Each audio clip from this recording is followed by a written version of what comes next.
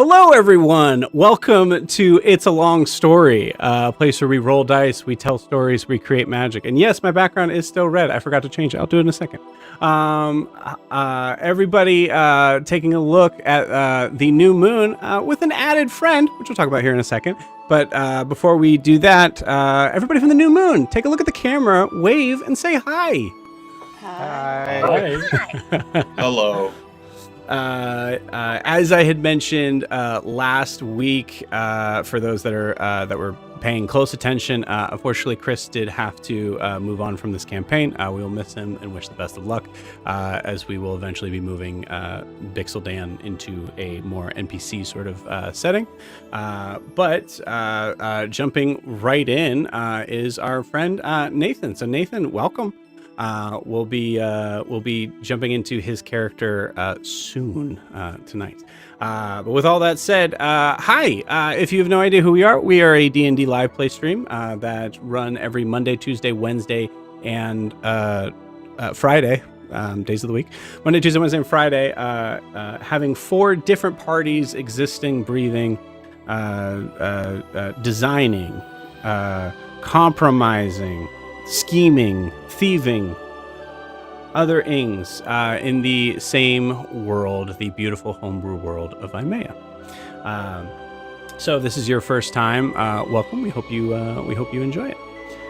Before we jump into tonight, just a couple of announcements up front, and I keep forgetting to actually mention this in our private Discord for you guys. But we have first and foremost, this coming month, we are introducing our new drop-in, drop-out campaign, and that is going to be Humblewood, specifically being called Humblewood Silk and Sunder. So a very cool sort of setting for those that are into playing some sort of version of an anthropomorphic forest animal of the land or the sky. It is designed to be very wacky. Very off the wall, but also in some places dark. So I think we defined it on Monday as like dark, but not serious. I think that's what we're going to be going with for now. But if you're interested in checking that out, we will be running those for most Saturdays and Sundays in April, May, and possibly going into June. We'll see. Just depends on how many people get into it. But those will be here for the for you guys to check out. One of those weekends we will be not doing. Actually, two of those Saturdays. Excuse me.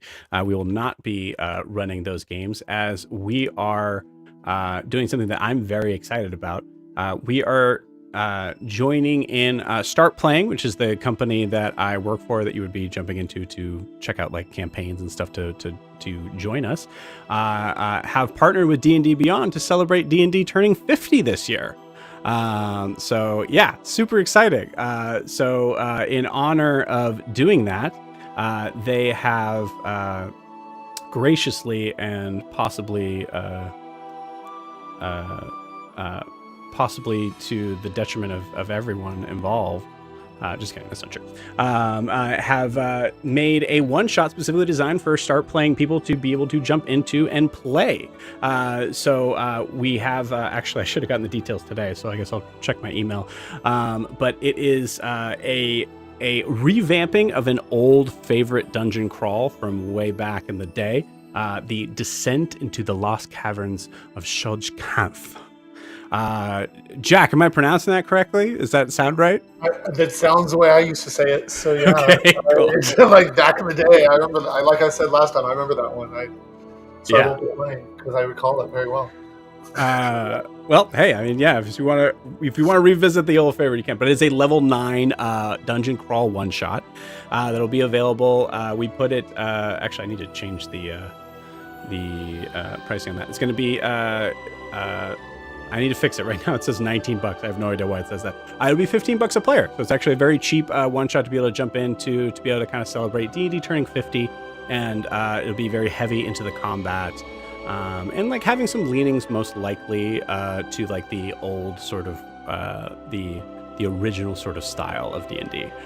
So if you are interested in checking that out, along with all of our one-shots that we'll be having, including the drop-in, drop-out campaign, you can do so at startplaying.games/GM/It's a Long Story. If you are watching this on YouTube, you can also see that in the video description below. I will also be posting that on the live chat so that our friends on Twitch can see that as well. Super excited about that. It's going to be a crazy month, April, with launching both of those things. So, and I apologize, I don't think I said when they were coming out.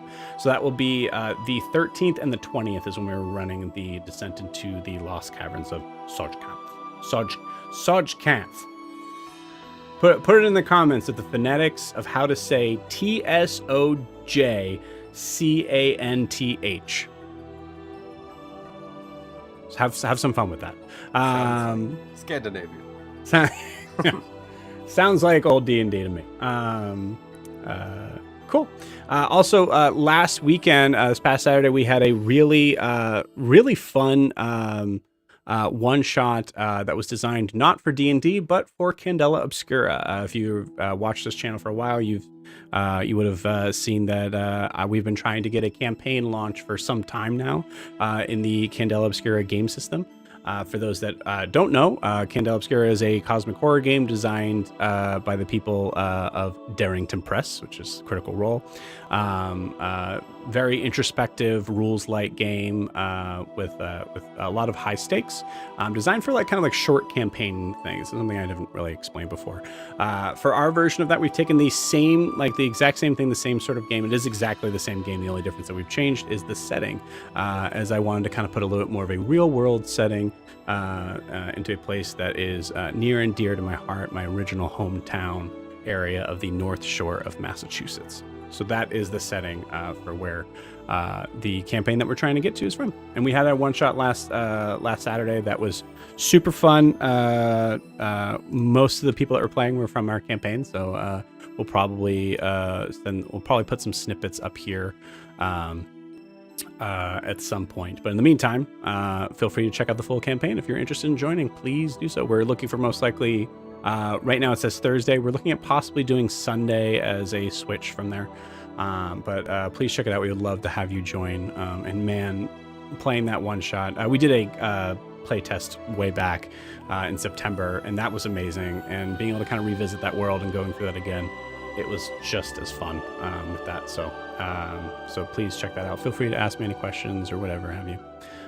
If you're interested in supporting the channel, best way to do so would be to like and subscribe.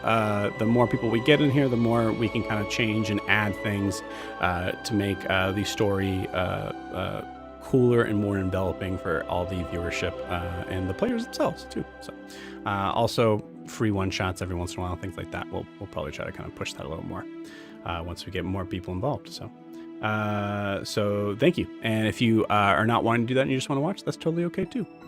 Welcome, and I hope you enjoy.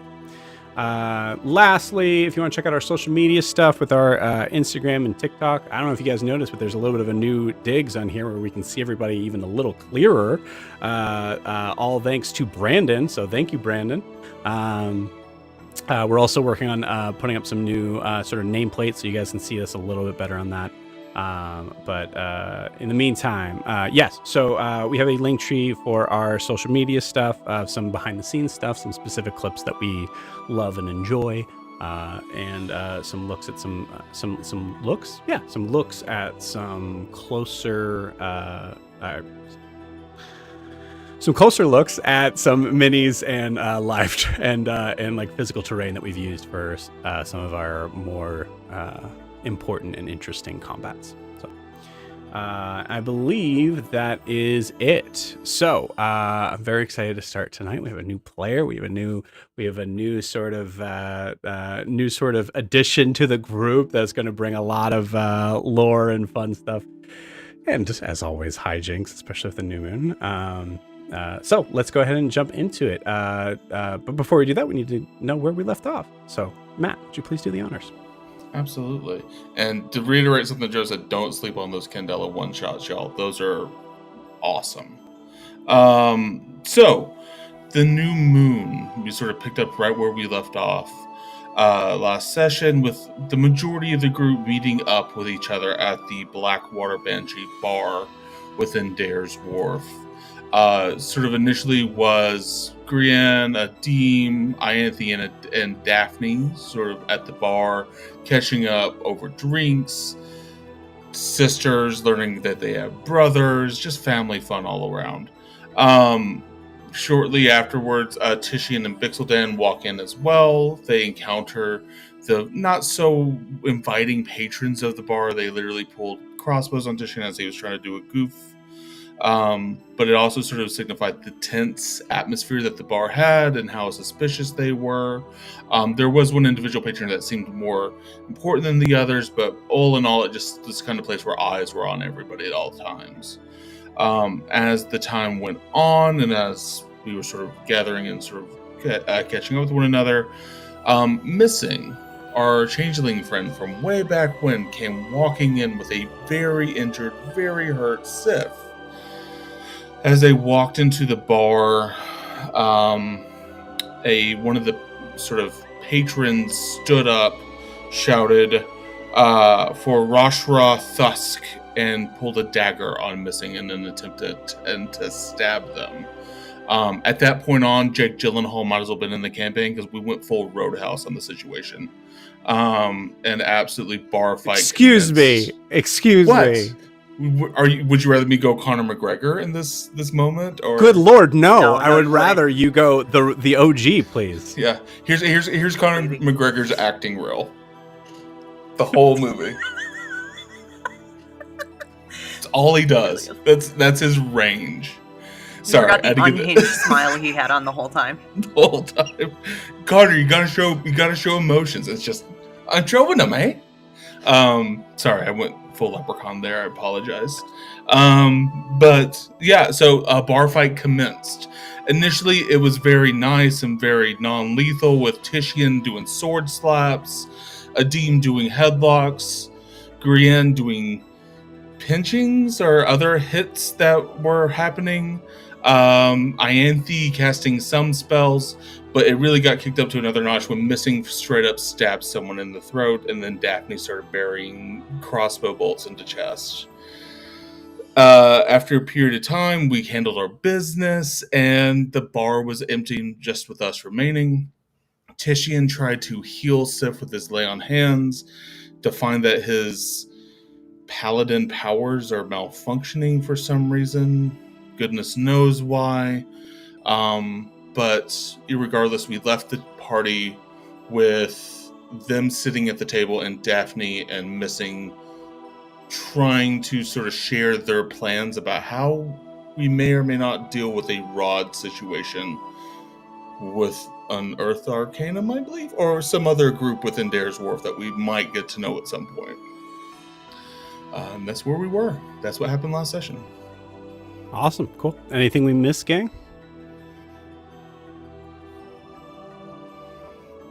All right. Sweet.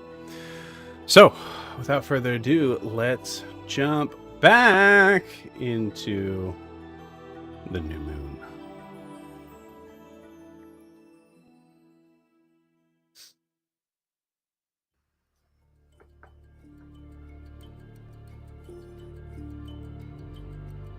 We come into a scene of fading in from the camera to a tavern that is in full display of destruction and chaos. There are tables that are flipped. There are chairs that have been broken apart. There is glass and blood and bodies in some cases everywhere. And in the far corner of the room, we see a large circular table with figures sitting all around it, facing and watching intently at a cloaked figure that that is deep in conversation with the crew. Why do I not have them on here? Well, anyways, as you guys are listening to Missing, as they are basically trying to kind of like give a general sort of. Actually, we'll start out with the question of that was asked at the beginning of last session. Has anyone ever heard of something called the Rods of Destruction? What is the general vibe from you all in hearing that question? I feel like we all sit, or those of us that know, sit up a little straighter and like look at each other. Actually, Dean sits back and crosses his arms. He's not happy with that term. He's like, I'm doing forward, and Dean does one of these, like, Yeah. Cool. I think where Titian was slightly distracted because of his malfunctioning powers, he is tuned in immediately as that conversation starts now. So you can see an interest sort of like really coming across his face. You got it. And I apologize. I believe actually Daphne was the one that might have asked that question.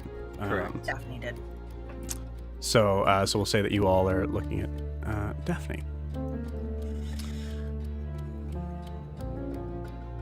Does anyone answer the question?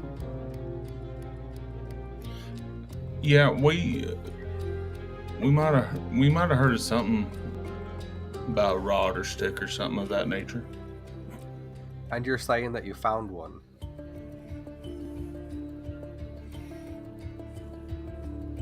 Yes. We believe we know where one is.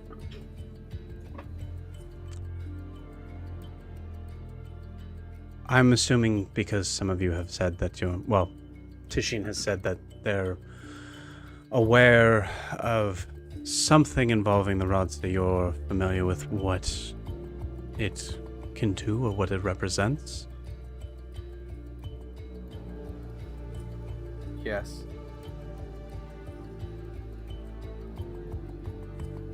I mean, the title isn't terribly mysterious. Destruction being the operative word. We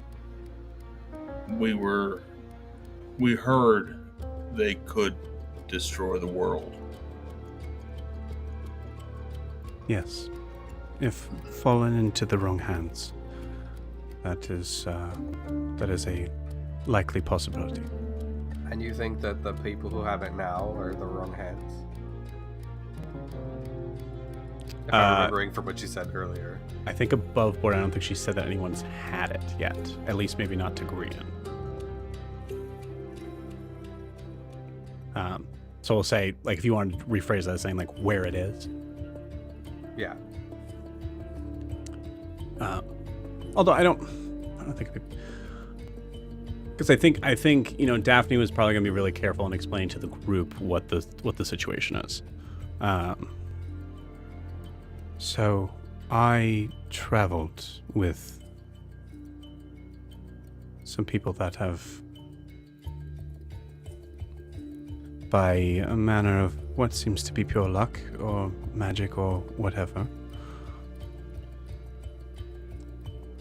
they have one.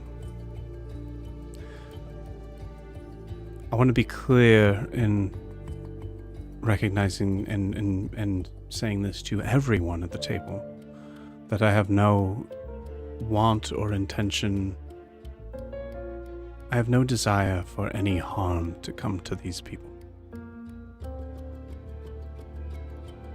But I also believe they have no idea what they have and the potential that it could bring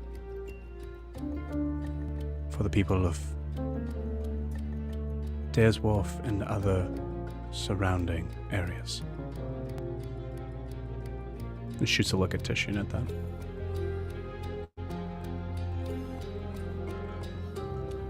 Are you saying they're good people that have it? Or are you saying they're... I'm trying to keep up with you. Who are these people that have it? Sorry, I asked Grian's question. No, I mean, it's good to repeat, so. They are, they're an interesting bunch. But as I said, as I'm trying to portray, they're not bad people. They're just...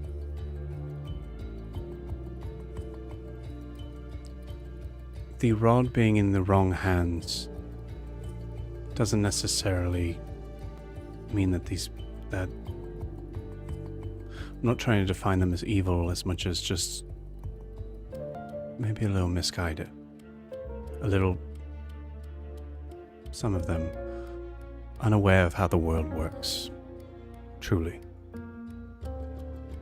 and how it could be better. So, are you suggesting we steal it from them? Or what? Infiltrate them and trick them into giving it to us?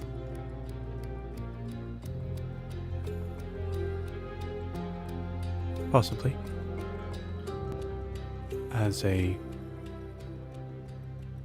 The meeting we're having right now is just to determine whether or not you would be on board with procuring something that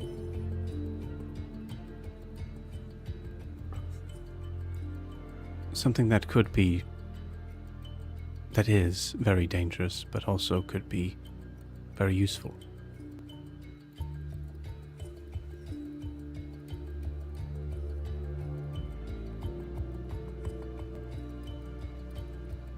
Okay, and then what? You use it to take over the city? To take over Hasamal? Jump straight to it.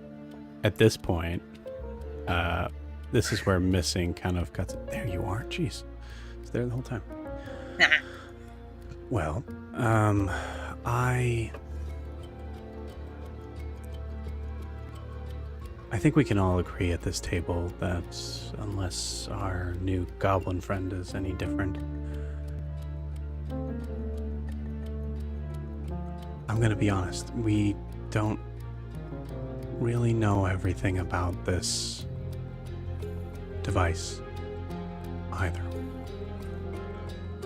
But I do have an in on someone who most likely would. And who might that be? We'll handle that when the time comes. Question is, for now, are you in? So you want us to take something that we don't know exactly what it does from a group of people who may not be bad? Do I have this straight? Yes.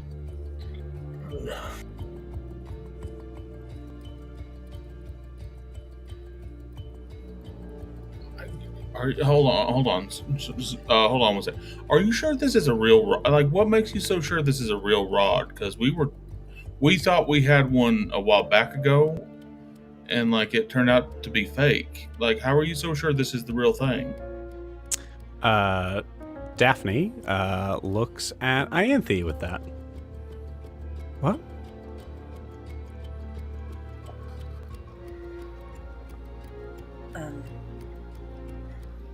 I didn't really think it was worth mentioning because it turned out not to be real.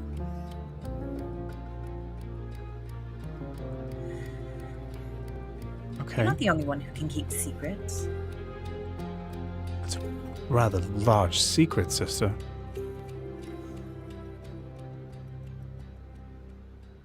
It's fine. As far as the validity of it being what is defined as the Rod of Destruction, it's something that is extremely powerful, and I would bet my life on it being real. I mean, and he'll just be honest with her. If we're laying cards on the table here, we're part of a larger movement's not the right word. A larger group looking for these rods. I think there's a bigger end game here than you might know. So I'm all in on this one. Personally. I think it should be clear, Daph. We at this table are not the only ones who know about the existence of these rods. We're not the only ones who want to find them. And those that do are very powerful and very dangerous.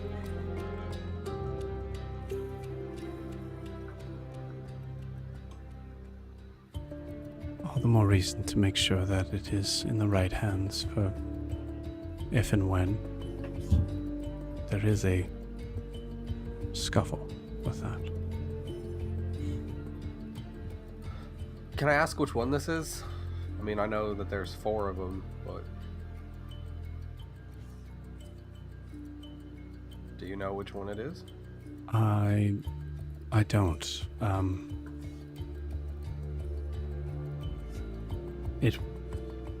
It's blue.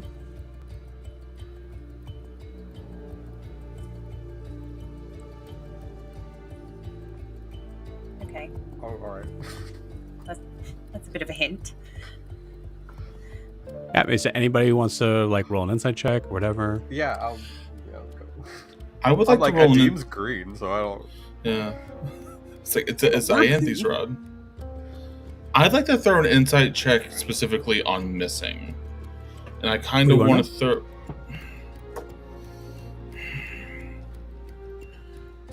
I want to get a greater sense of what they're like. It feels obvious to me they're plotting. They're holding secrets.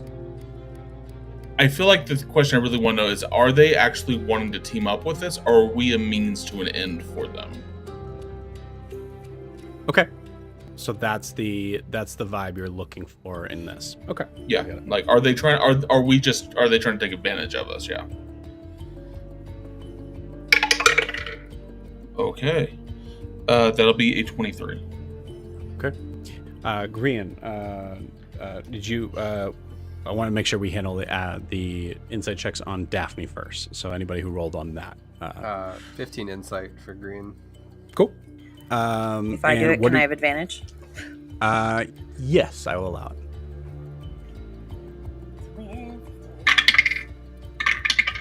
It's that twin 21. advantage. Hell yeah. 21. Cool. So Grian, what is the question what is the thing that you're trying to glean from Daphne in this conversation? I am trying. I want to see if she's not necessarily lying, but I feel like she would have some idea. If she knows it has power, there's got to be some kind of something to it. It's not just going to be like, oh, it's a glow stick. Like it would, in theory, do something, be somewhere related to it. So what's the question? You're like, if she's lying about what? About which rod it is. But Okay. that was my question. You got it. With a 15, she's not lying. When she said that it holds great power, she also wasn't lying. She knows that. Ianthe, what are you trying to glean? Would it be the same? Oh, God. I want to... And I don't know if I'm going to be able to word this right, but I want... So she has been kind of letting information, like, drip out. That's a bad analogy. I want to know if it seems like she's holding anything back. Like, is there more Cool. that she's not saying? You got it. Cool. So trying to get the idea of if your sister is withholding information in this as much as possible. I think, so I'll tell you this with the 21, what you are getting is that Daphne does seem There are certain points in times when Daphne is talking about things where she does seem conflicted, and times when she doesn't. In describing how she wants to be careful with how you handle the group that have it, she is conflicted. You get the idea of when she says, like, I don't want any harm to come to them, that is true, but she also seems to be in a space of, like, I don't know if that's a possibility. So that's what you're getting from that. As far as the idea of, like, specifically what you're asking for as far, like, withholding information on there, she is somewhat, but it's not a lot. Actually, I'll say with a 21, we'll kind of call it a DC 20. You get the idea that she's actually not saying very much because she's hoping that you guys will.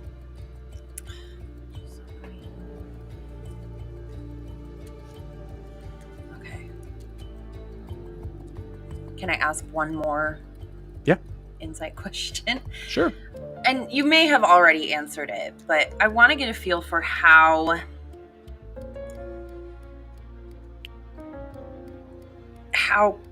confident does she seem right now, or does she seem, I mean, I know she seems conflicted, but does she seem unsure of,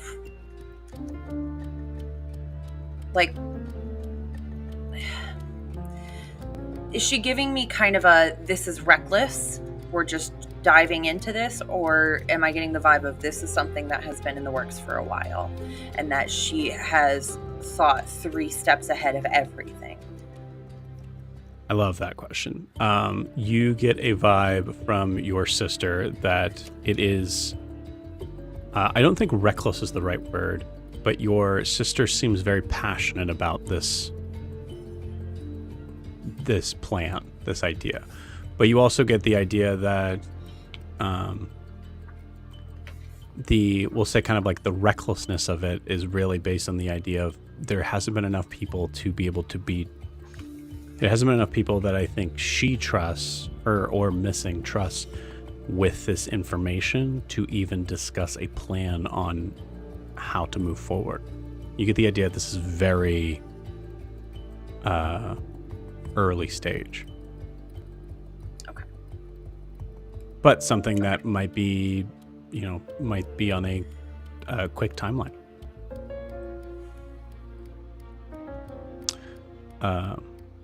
Titian, with your 23 on Missing, the question was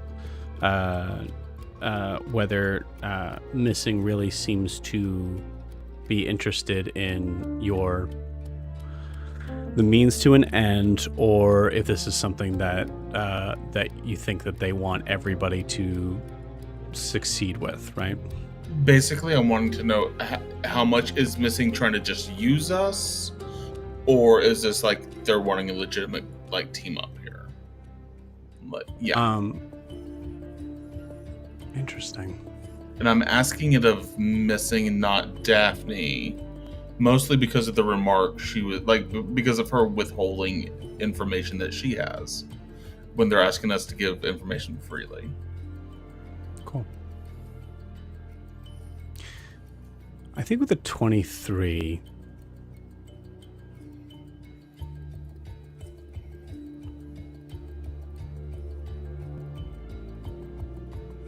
when you first met Missing and Daphne, I think one of the like the biggest thing, I say one of the biggest sort of like overarching like descriptors of who they are passionate, dedicated to, at the time, the cause of trying to free the people of Hasamal and surrounding areas of a violent and destructive, possibly eventually maybe even implosive in the world, in the way the world moving organization, that being the Roar. That seems to be priority number 1. That being said, I think, to kind of like put a simplification on the answer to your problem, I would say it's 90-10. 90, they want you all to be in on this because they trust you and they think that your inclinations to do good in this world would allow you to be understanding of their point of view. There's something else there, and you're not really sure what it is, but it's staring at Missing. Actually, Tishin, I would like you to give me a religion check. Oh boy. Okay. Religion. That is a 9. Cool.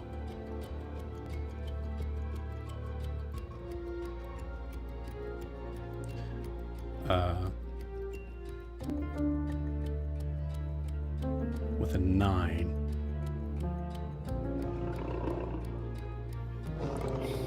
You start to hear that sound just creeping out in the back of your head. You feel like you almost actually hear a voice associated with it, but you can't hear words. But you feel like you have to look away. Specifically from Missing.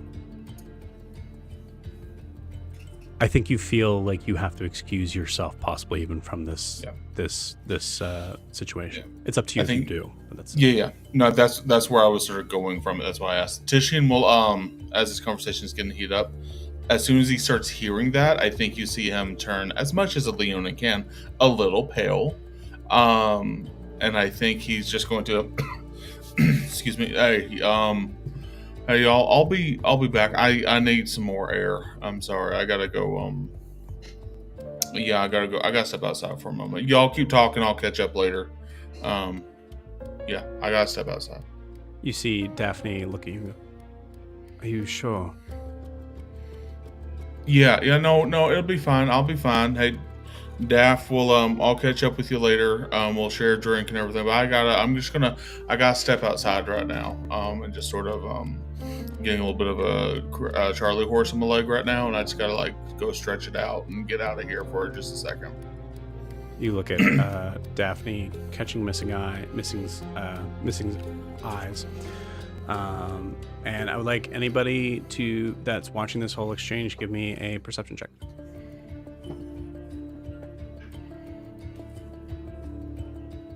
I got 10.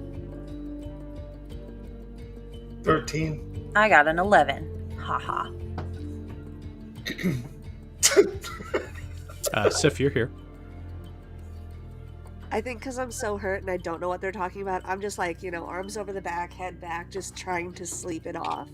Cool. So I'm not really engaged in the conversation. I'll say everybody who's rolled oh, yeah. Failed in this. Tishin, I would say that you also could be included in this, though. Okay, I'll roll it. Tishin's in that anxious moment of trying to talk his way out of something, but he's building up. It's all on him. So was that perception you said? Yep. All right. I'm going to use my inspiration right now. Sure. Because I only rolled a 10. I will say, in terms of Candela Obscura things, if we were to use the same thing, this is medium stakes. Yeah, I already rolled it, and it's I rolled a 13. Cool. So there's that. Yeah. Yeah. So you see Daphne looking at Missing, and then okay. Can you stay close at least? Yeah, I'll just be out. And Tishin's gonna pull a ball out of his. I'm just gonna go out and get a quick couple hits of this, and then I'll be fine. I need to get a breather. I'm just talking about the rods triggered a little bit of some stuff. We just lost Slag 10. I didn't know if you noticed he's missing, and it's just sort of bubbling up to the surface right now, and I don't want to do this in front of everybody, and it's kind of rude you're making this happen in front of everybody right now, so I'm just going to leave. You see Bix also goes, yeah, I'm good. I don't want to be. I'll stick with him just to make sure he's okay. And you see Daphne goes, okay. It looked like Adim was about to get up with Titian, but when Bix said that, given that Adim doesn't know PC versus NPC, he's like, okay, well, he's not going to be alone, okay. However, instead of rolling an insight check, I have used the last more than 2 minutes to use Know Thine Enemy on the two of them.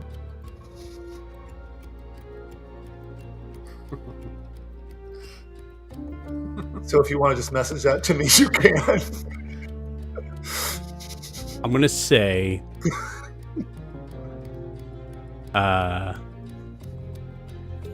gonna make you roll on top of this. Oh wow! I will tell you Daphne's, no problem. Okay. What am I rolling? But I will say, to be able to kind of further investigate this, I think it's an Arcana check. Ooh, ouch. A thick fighter gets an Arcana check. All right. 14, so probably not, but... For Daphne, you see Daphne is pretty similar to you guys in skill set, which is, I think, I think there's a possibility that for Adim is surprising. Like, the same level, definitely skilled with like anything ranging from like hand-to-hand combat to look to be pretty good with that crossbow. Okay. With Missing,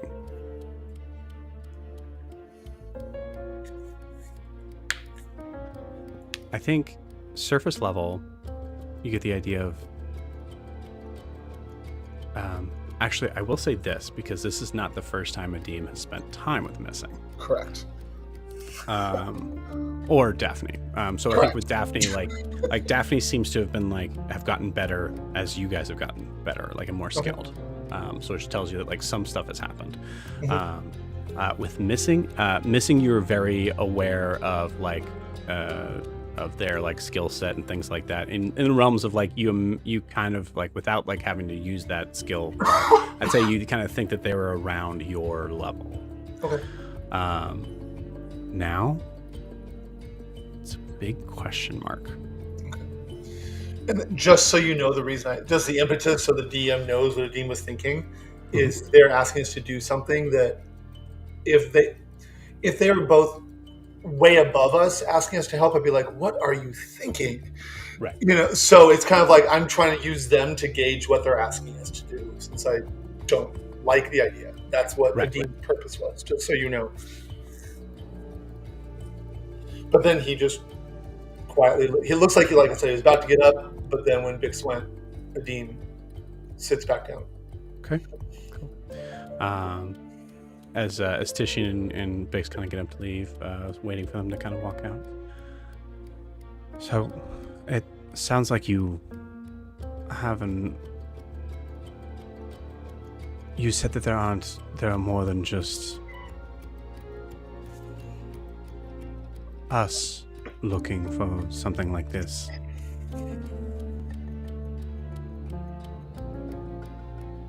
Is that why you needed to leave?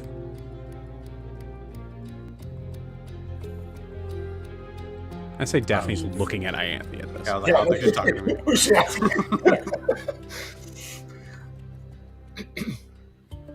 Why we needed to leave where? You said you needed to leave Hasamal immediately because of Titian being in trouble. Was that the whole story?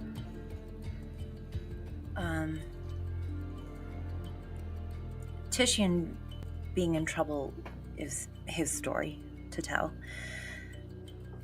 But we were initially put on the path of these items by our common enemy in Hasamal. They know and they want it. And how connected are you with them now? Do they know where one is?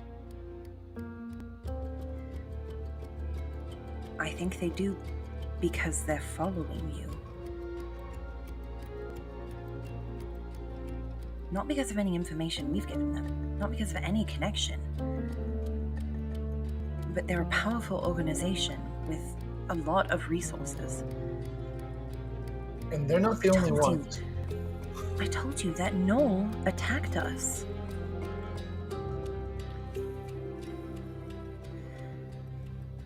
But And I I mean, think- we were what was left of a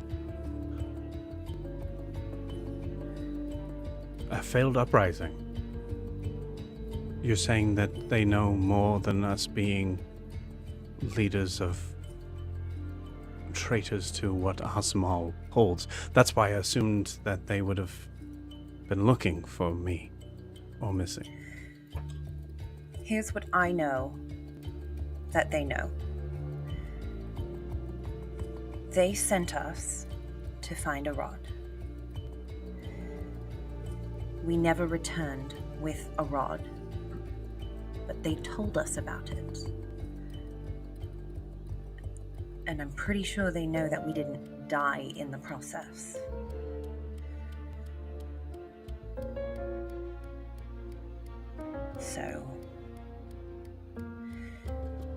So they're looking for you. Possibly. There could also be something that tells them the location. I don't know how they found the first one. You do, actually. Like above board, you guys are all around for the box actually had a map going to the next thing. That was Right, but I don't know how they got the map or how they Yeah, knew we. about it. Yeah, I was Like, saying, I don't I'm know still wondering that. where that information. Yeah. Right. I don't know how long they've been looking for one. I don't know what sort of resources they put onto it, but they have something that is capable of finding a rod, because all they did was point us in the direction. And if they were able to point us in a direction, or them in a direction, then who's to say they're the only ones they pointed? They could point others in any direction. So I'm confused. Did you find one? No. We found a rod, but it was a decoy.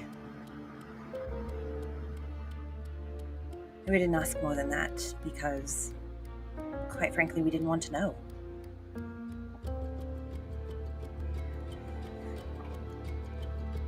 Additionally, there's at least 2 other groups who want it. At least. Oh yeah, that's just one of them. There's a lot more.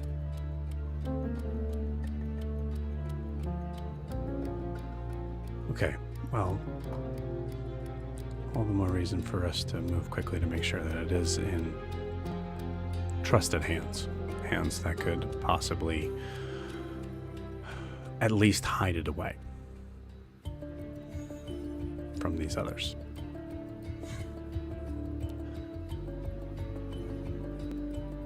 So, I guess before we start, I need to know if you guys are in.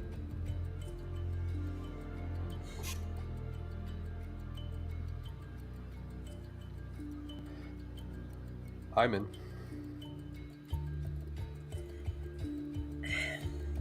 I'm in. Of course I am.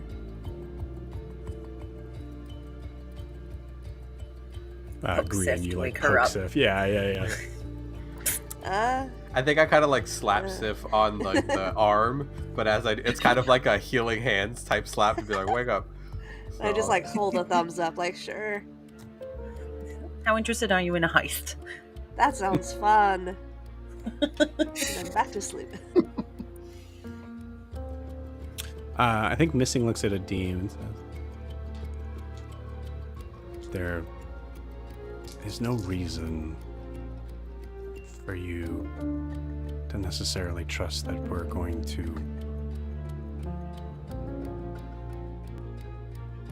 even know what to do with it. but I imagine, based on how you're describing the other people looking for it, that would be bad.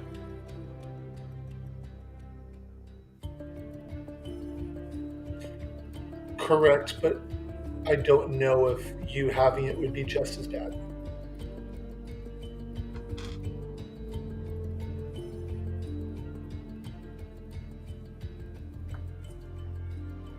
What I see are 5 different groups that I know nothing about that all seek the power to destroy cities and possibly the reality that we live in. You're all clawing for one of these 4 things. So, yeah, I don't trust any of you.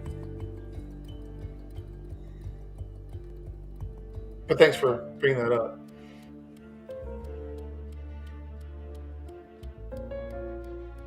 You're the last one. I'll make sure she's safe. And I look over at Ianthe. So you see Missing look at Ianthe. And I'm not the last one. You haven't asked Titian yet. Or Bix.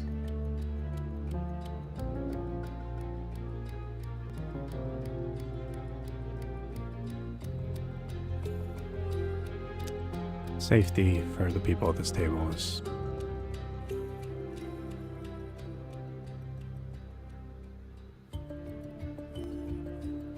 close to the primary concern. That's what concerns me.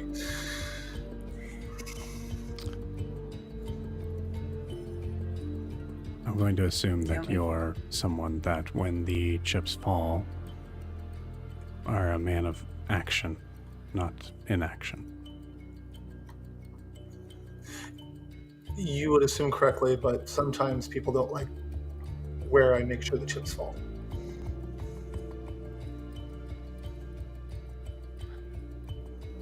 I'd much rather have that man than someone who stays back and lets other people figure it out.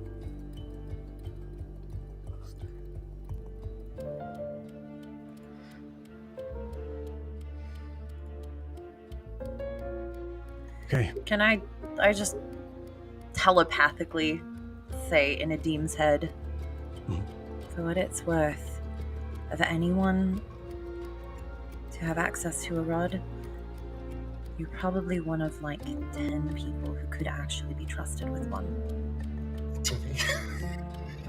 Because you have no interest in them. Oh, that's true. None at all.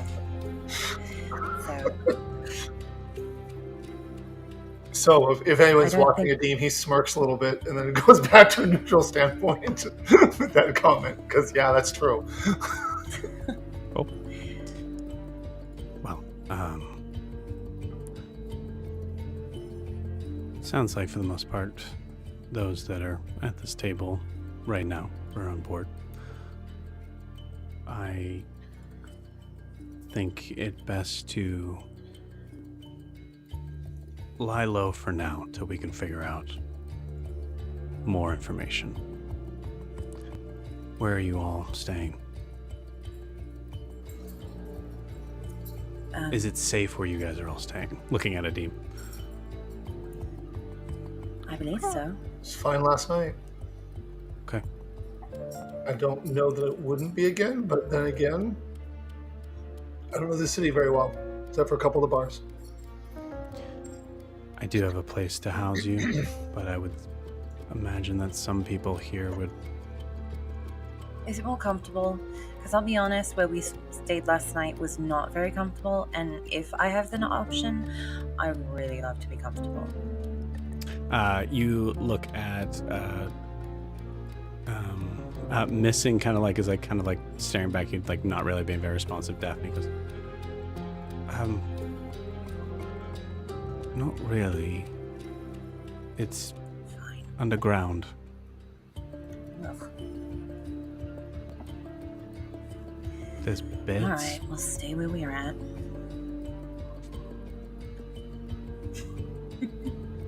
Okay. She just pouts a little bit. Cheyenne, I kind of lean over a little bit, like, could be fun to go to that place that Shiny Shield wants us to go to. Yeah, but then we'd have to deal with Shiny Shield, and I don't want to do that. Oh, come on. He seems like a nice guy. No, he doesn't. Daphne, I think, responds, are you talking about the Glimmer Shields? Yeah. Yeah, do you know them? Which one? There's many. The boy. He seems to think very highly of himself. Ah, yes, Cedric. To be honest with you, in our line of work, Cedric is a nuisance, but not a concern. His father, on the other hand,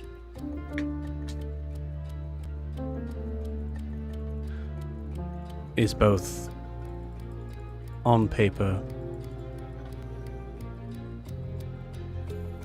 and on a side of the fence that has been surprising us lately, a threat.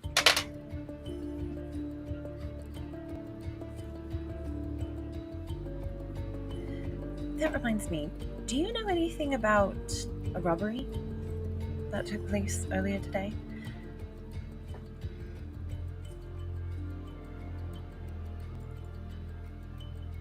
I will answer any question you have regarding that, in the assumption that leaving here you don't speak of it. I ask because we ran into the Glimmer Shields at the place where that was robbed. We were just walking by, and I was mentioning it,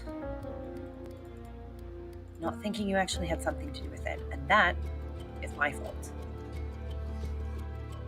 No, I want to be clear, and that's the reason why I'm being so careful, and this is there's someone who is very powerful that has been spending a lot of energy in making sure that no one speaks of it upon threat of death. Someone who could actually get that done. Missing kind of cuts in here and goes, his name is Marion Drafton, one of the local gang leaders here. Particularly, have we heard that name? I don't think we've heard that name yet. I don't know. I don't. There's a possibility that you might have heard it from Finn. Yeah, that'd be like the only place I could think of us. I definitely haven't written it down. So Cool. If he has, it was in passing. Yeah.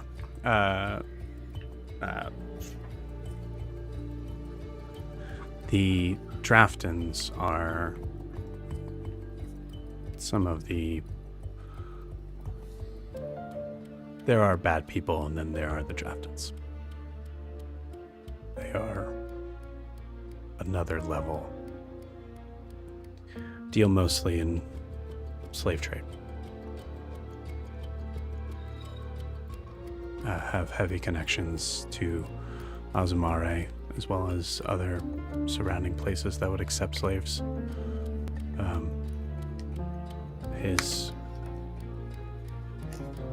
His gang is called the Red Thorns. And apparently, in saying something that truly needs to stay in this room, apparently his son was involved. And did not get away unscathed, it sounds like. The son that we know?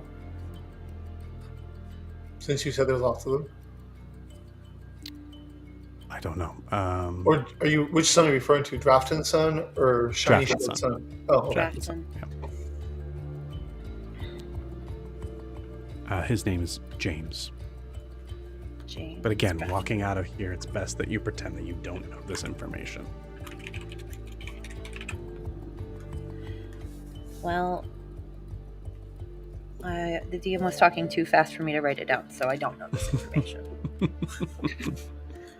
Marion Drafton, Red Thorns, James Drafton, Thank son. you. Don't. Thank you. I'm putting it in the group chat. In Discord. you. I think I got it. I'll put a little asterisk. If anyone needs a spell check, ask Kiki. That's right. Kiki, help!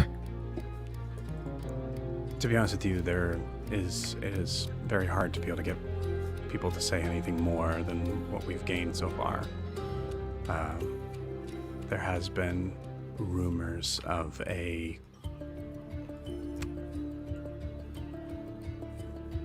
someone who has long since been assumed dead involved.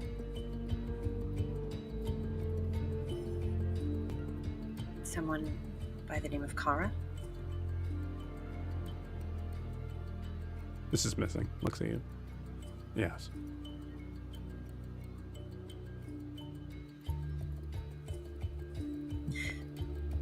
There were whispers in the area after the robbery. I overheard people talking about it.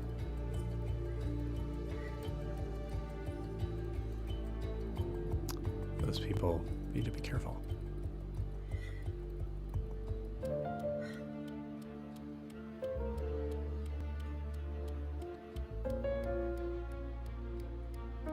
Missing gets up and I'm gonna go talk to Shan and Bix. Any of you are free to join me, but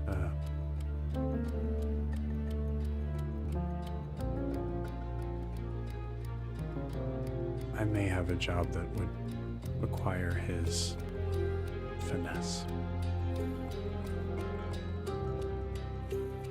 I know you don't trust me. I get it. So, I'm trying to be as above board as possible. We do need help.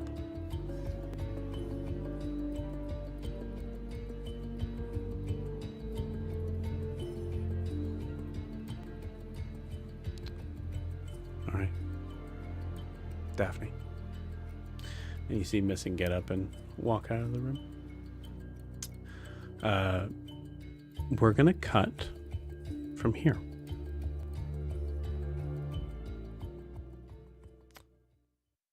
To a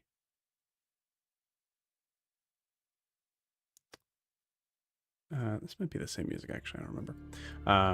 It absolutely is. So let me do this one.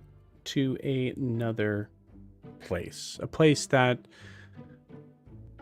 for the moment here, feels to be a little free from the dark, serious vibe of what is currently taking place with the new moon. We move to a illustrious-looking library. Deep in Dare's Wharf, we can see that just above there's this long scaling rock wall that has a castle just above it that, castle walls just above it, seemingly having an entire other part of Dare's Wharf looking down on the rest. As we zoom down into the library, we move in past a window as we see shelves upon shelves upon shelves and a staircase leading down to the first floor. We move through and we see a couple of figures looking, reaching, reading. We see a man with very odd-looking tufts of hair pushing out from different sides, stacking different books on a staircase.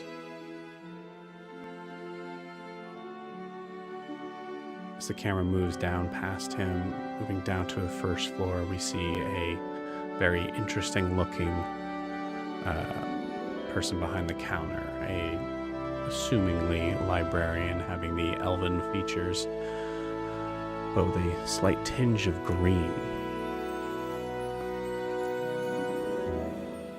And we see a figure walk in. Jet, could you please describe what you look like? Jet is he's about 5'7" and kind of lithe. He's a onyx scaled dragonborn, wearing like just blue robes. He has a really fancy book on his side that's like in a little holster, and he's just kind of small. He's just there, going through the library, kind of mumbling to himself, going about his day. Jet, you just left a class that you had taught in the alcove just next door. You are moving into the library, and you walk up to the librarian, a man that you know well. Doesn't seem to have much taste for you, but you think a lot of it is based on the company that you've kept fairly recently, one of which is the gentleman that you do see at the top of the stairs doing some sort of experiment. However, do I have his up? Yeah. The figure kind of like looms over his looms over the counter, looking down at you.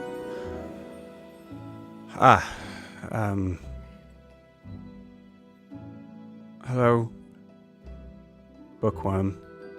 Yes. Yes, may I help you? Is there... You typically don't need me, but you're standing and... I don't know if you were talking to me or yourself again. What do you mean myself?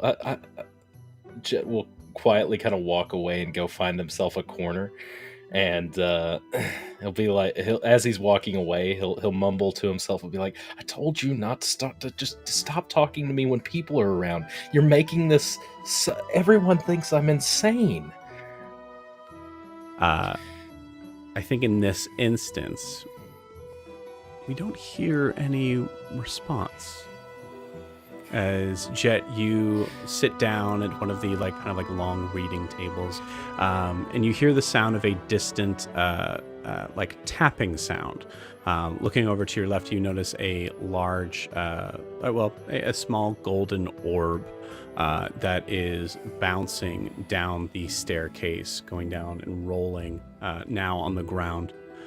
You can see Gerard, the librarian, just trying his best to kind of pretend to not hear it or look at it, but you can see the frustration on his face as it is quite loud. As soon as it starts tapping down, Jet will cast a mage hand to pick it up and put it somewhere where it's not going to make noise. Cool. As he again tries to find like a shady little corner that he can go to speak to the codex. You got it. As you pick it up, and you hear the voice at the top of the stairs. "Oh, no, please don't do that. Don't. Oh, hello, Jet. Hold on one second." And you see this gentleman having this very this older-looking gnome having this backpack that is about as big as him. As he is running down the staircase, full running. You see him kind of slip a little bit and catch himself as you bring I assume you kind of bring the orb kind of closer to you. I'll float it. I'll float it toward. Would I recognize it as one of Pilkip's? I don't think you'd recognize it, but you definitely recognize Professor Pilkip coming towards you. I will just kind of hover it there. If he's going towards it, he can have it. I'll just let it float there, and I'll slowly approach him. Thank you. How was class? You taught today, right? Yes, it was a struggle. The codex, it wouldn't stop every time, and answering questions. Do you know how hard it is to keep 7 conversations going at the same time? Oh wait, I'm sure you do. You have so many. Actually, as you see a like a tentacle kind of like pull itself out from the top of the backpack and like flips over. Actually, I had 2. Yes, Peter, Coat Town. It was not a place here. Totally. Yes, I understand. It is very difficult to deal with all the voices that only you can hear. I understand full well. How is the secrets coming? Oh, sorry. Oh, How is the secrets coming? well, I've heard a lot recently, but it's getting kind of dangerous out. Some people are making threats. Chet, notably, you have heard a lot of rumors, and I would say that you've also had probably people kind of coming into the library that have like talked with you and traded with you. Notably, the one that you get the most information with and trade the most on that has not been in some time, and you're not exactly sure why. Yeah, then, would the professor know anything about that person, or probably not? I would say that you most likely have kind of like talked to him about it in the past. Oh, no. Wrong side of the tracks for me. I like to stay on this side of the fence as much as possible. Yep, I completely understand. I'm an educator. Just FYI. Not to say that, I mean, we're both adjunct professors, and that's you have your side and I have mine, and that's completely fine. Doesn't mean we can't be friends. I wish I had your luck sometimes. Oh, yes. Well, sometimes you probably wish you don't. It is, that's actually why I was taking this. I'm studying if there's experiments on the things of if I cast a spell on an object, does it carry my luck? So far, 5 rolls, not hit a single book. Would you like me to cast a spell on you and see if my luck carries over on that way? Please. Anything. Sure. Yeah, absolutely. Well, let's see. You don't really have hair. Can you... He'll lift up one of his fingers. Can you make my fingernail glow? Absolutely, yes. And cast light on your fingernail. He just kind of smirks and looks around. And then, trying to think of where is the normal meeting place with the shady one? I would say he comes to you. Comes to me. Yep. Okay. But I will say, like, furthering this discussion. Oh, by the way, I ran into one of your colleagues fairly recently. Oh, she just left about an hour or so ago. Oh, who? She's red-skinned, the devil sort of tiefling. That's Tiefling. Okay. Yes. She called herself Gwyn. Roll me a history check. All right. Yeah, first roll. Who's ready for a 1? I'm ready. Let's see. You said history? Mm-hmm. Okay. Well, that is a 16. 16? Not too Cool. bad. Someone who was pretty popular during your time. Gwyn Bedaeth, a red tiefling, was someone who you remember was a rather impressive warlock during your time at the Ludus. There is a go ahead, raise your heads at that. You remember that Gwyn was someone that was, I think, someone that maybe Jet would kind of deem an untouchable. Didn't run in the same circles as you. Seemed to be someone that constantly had a group of people around her. Gotcha. And she's joining the scribes. Oh, no. I would say that she kind of came here looking for. She was down in her luck. Turns out her I don't know. Actually, I guess you could consider this a secret. Put me in the book for the secret things. Just open the... Jet I'll moves his get to- hand and summons a quill. Yep. A ghostly Cool. quill, and he just starts writing down notes. Great. All right. So, she is... I guess this might be more of a rumor than a secret. I don't even know if this is my secret to tell. Oh, they're the same. And Jet smirks, like one of those like evil Cheshire Cat smirks, but he's really thin, so it's kind of like his snout comes out, but he's got like just a... It's almost like a toothy alligator grin, which is kind of hideous, but you know. Oh, That right okay. there. Well, yes. Well, it's so she recently lost her patron for some reason or another. She's kind of like parted ways with them, and was kind of like going back to the basics on kitching. You know how we feel about warlocks, right? Lazy people that they are. just you know, do Just the work. given everything. Like, Yeah. all you have to do is make a little contract, and then all of a sudden you can do incredible feats of magic. And Exactly. it takes years of study to even come close. And I mean, I don't know about you, but I like to keep my soul. Right? That's fair. Although I kind of think I might have two at the moment. Oh, right. Sorry. Yes, that's, I guess, pushing too close. Anyways, so she was asking me a bunch of questions about wanting to kind of move along, and I was just explaining to her, like, your side of the fence is notoriously lazy. And then she had another friend that she had with her, who was a warlock in school, but also had some sorcerer sort of vibes. And I was like, oh my goodness, that person does nothing in their life. All Just bloodline and signing contracts. unbelievable, It's- And you could be both. I'm just saying, you could be both. You could have Yeah. that innate magic, and then Yeah. also just... Anyways, all right, this is not the rumor. So yes, so she's switching paths a little bit, wanting to kind of get into the book stuff. So I did show her a couple of things. Also, because it felt like it was something that kind of just like spoke to me. You know, it was like sticking out from the bookshelf itself, and it was almost like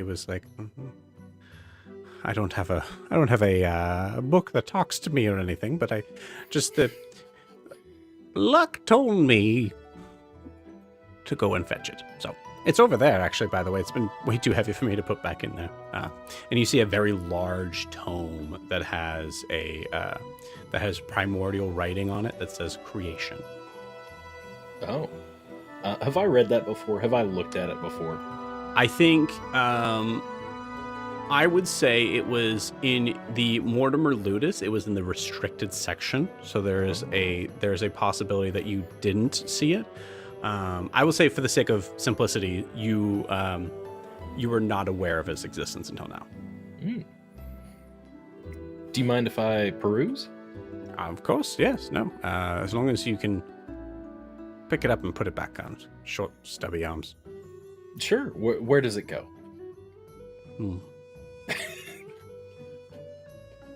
I don't remember. We could just get Gerard to do it. That's fair. I'll pass it to him whenever I'm done. Great. Cool. The whole time during this, so say, Pilkip, if there's anything else you want to ask Pilkip or anything on that, No, I would just like, general catching up and being like, yeah, I tried to speak, tried to do the couples counseling he's been giving me, and it's just not working that well. just, lay the ground rules. Like, this is cool, and if you cross this line, well, then that means I can cross this line. This is not really I'll do my best. working. You hear we'll handle that in a second, but you hear a voice talking and throwing insults at Pilkip, but only you can hear them. No, stop. He's a nice person. I know he's short, but you can't make fun of him for it.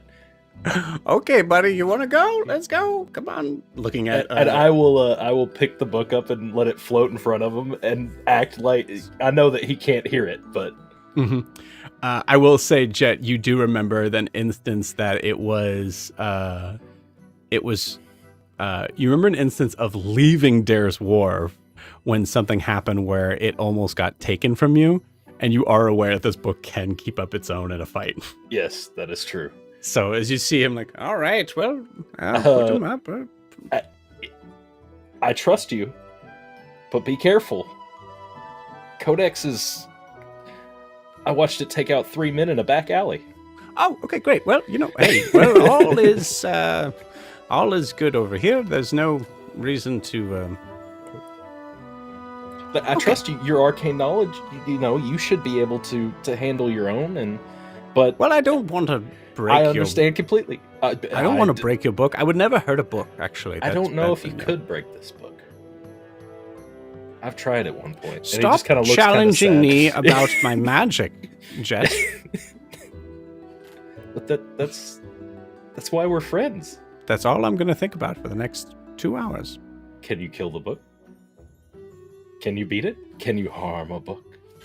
And he just kind of eggs him on a little bit. Mm-hmm. You see him just go, I have experiments to go to. You can make a note of this, and we can experiment with this the next time. I will think about it. I think I need to get some air here in a minute and have a nice little chat with someone. But thank you for bringing up Gwen, was it? Yes, Gwen Bedeath. I will see about having a conversation. She left an hour. I don't know where she's at. Probably. Yeah, I didn't ask that. Should I have asked that? I mean, it would have been helpful. But I know how hard it is to, and he kind of lets the book float into his hand, and he's like, I know how hard it is to come back from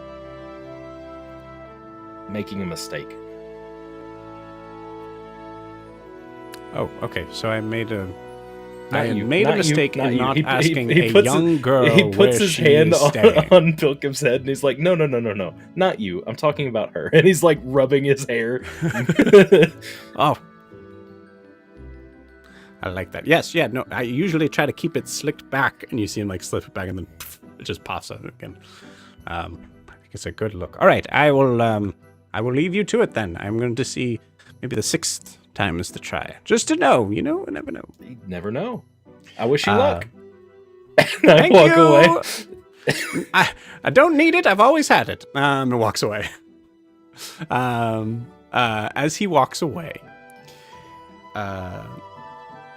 you hear at a certain point, I think we kind of like zoom in a little bit towards Jet's table, as you see the large tome sitting next to you. The large tome being the creation. And you hear a heavy voice in your head. I believe this book to carry great knowledge that your puny brain could use. Do you have to insult me every time we speak? Every time we speak. Why don't you ever, I will speak telepathically. Why can't you just answer me this? Why do you make me speak out loud? I told you, if you continue to talk in my head, I will not answer. That's how it works. But why? Because I said so. But that's so rude. If you had done more things that I asked you to do before going back to that stupid school with those stupid people and those stupid classes, then we wouldn't have to have this conversation. This is your doing. Thrice you've asked me to burn down a classroom full of children. Thrice. I need you to stop. I asked you to burn down a classroom that had children currently in it. Yes. What? How is this not? What? Why Open the book. Why couldn't I have had an imp? And he opens the book and he begins to peruse. You got it. Cool. We're gonna cut you there, actually. Beautiful. Hey, Nathan, welcome to the crew, man. Very nice. Very cool. Awesome. So we switch back to Titian. You are outside. You see Bix is kind of sitting with you. I think you're both kind of like sitting up against like sort of the wall of the bar. And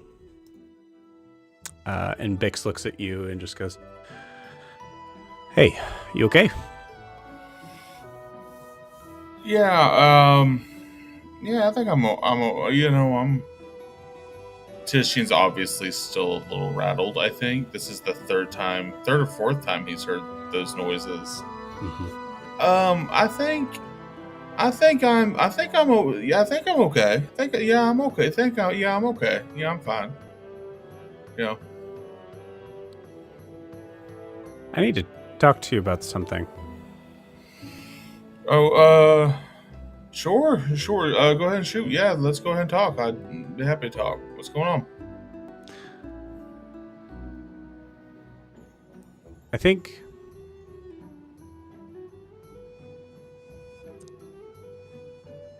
I might need to take some time away for a little bit. I just feel disconnected from everything. I don't know if it was the possession or my behavior during it.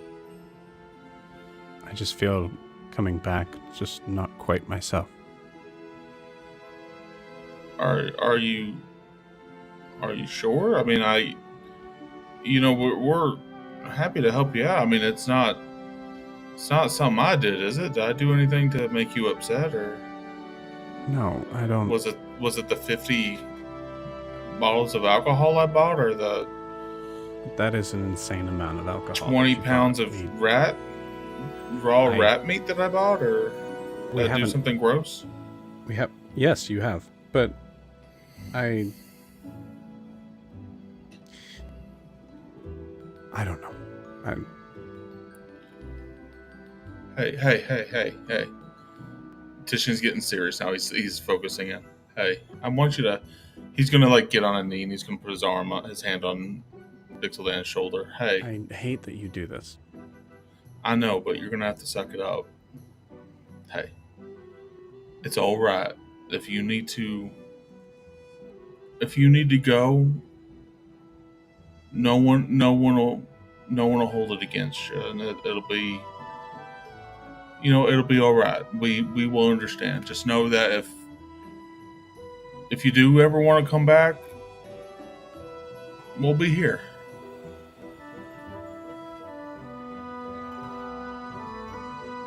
I don't know. Maybe I just need to. I can't just stay in the sea glass spire with you all. I'd have to find a place to be. I just need you to know that that's the mindset I'm at right now. I understand. And it's not anyone's fault. It's a little bit Grant's fault. You can say that. That's okay. No.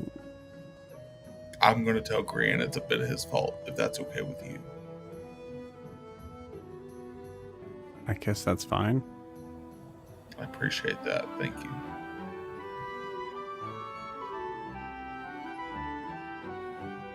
Hey, are you going to stick? Do you think you'll stick around Dare's Wharf, or do you think you're going to?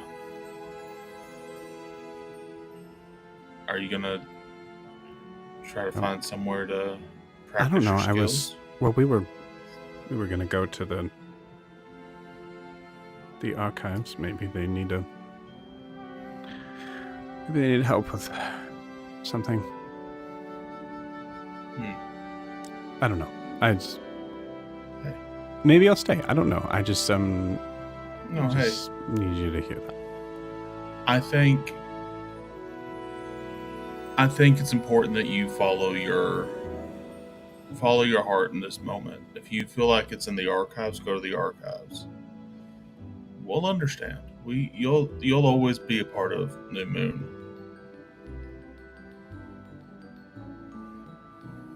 Thanks.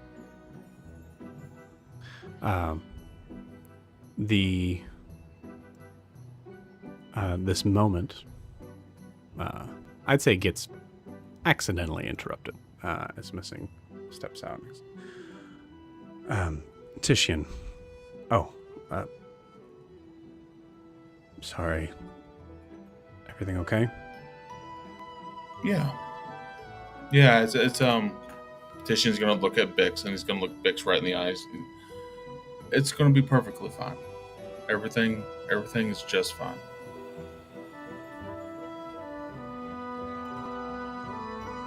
Okay. You, at the beginning of the conversation we were having, if you are still interested in being a part of it, I could use your help with something presently. You mean about the Titian's gonna just like, you mean the conversation about the that's the best symbol of hand signal he can come up with to represent Rod. Just like, I mean, I'm going to assume that was based on the conversation, as I said, that we had. yeah. Admittedly, if this comes up in the future, I have no idea what you were trying to say with those hands. It's fine. Well, we're still, hey, yeah, I'm, friend asks for help, you help him. Yeah, let's, Okay. as long as you know, Missing, and I'm just gonna say this, you're my friend, and when I say that, I'm going to help you.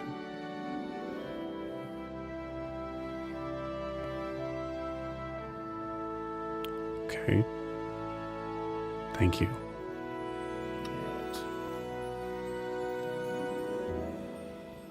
Just want everybody to know.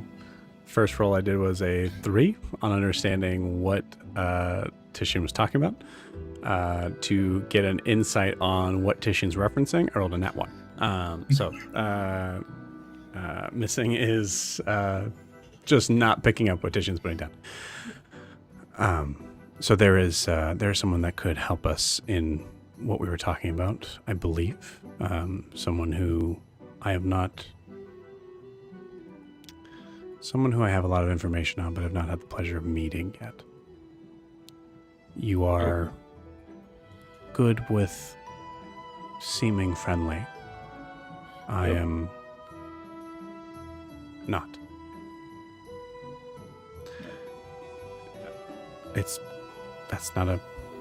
That wasn't a... No, you see that, like, Titian, like, making that face, like, well, hold on, you don't need to, I'm saying is we'll say you're better. Sure. And friendship's not a competition, but I appreciate what you're saying.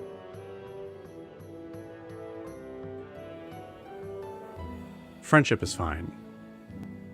We need this person as far as information goes. Sure. All right. Who's the person? They call him the bookworm. The bookworm? Mm-hmm. Okay. Is that worm with an O or a Y? I hope a Y. Or I hope an O. I'm kind of hoping for an O, if I'm being honest with you. Bookworm would be awesome. I haven't thought about it. I'm not Yeah. really worried about that. I do know that he's someone that deals in secrets and seems to know a lot about the arcane from a scholastic perspective. Oh, so he's smart. Okay, yeah, let's go talk to him. Do you want to go tonight? Are we going now? I'd like to go now, if that's okay. Just- Bix kind of like looks up at this. Yeah, let's go now. Oh yeah, Bix, you want to go? It sounds like we're heading that direction. You want to go with us? Yeah, that sounds good. Hold on. Just give me like a minute. Sure. And you see Bix walks back in. The rest of you, as you are standing, as you're kind of like sitting around the table, you see Bix kind of walks in.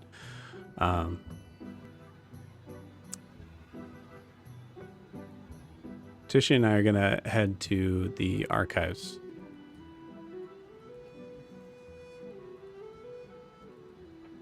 At this time of night, is it safe? Is it night? Missing is going with us. So Probably safe then. Okay. Just be careful, all of you. Okay. We'll wait here. okay. What time is it, Joe? I don't actually know. I think we said it was like 7:30, 8 o'clock. Yeah.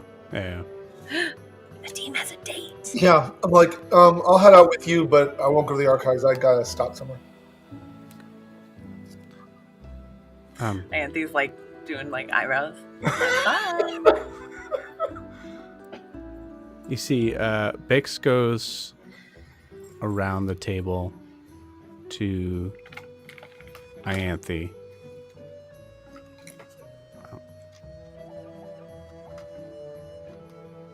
What? Come here. What? You get, I think, like you maneuver Yeah. yourself in the chair, and you see Bix kind of just gives you a hug. Oh. I needed that. Thank you. Okay. We're gonna head out now, guys. So.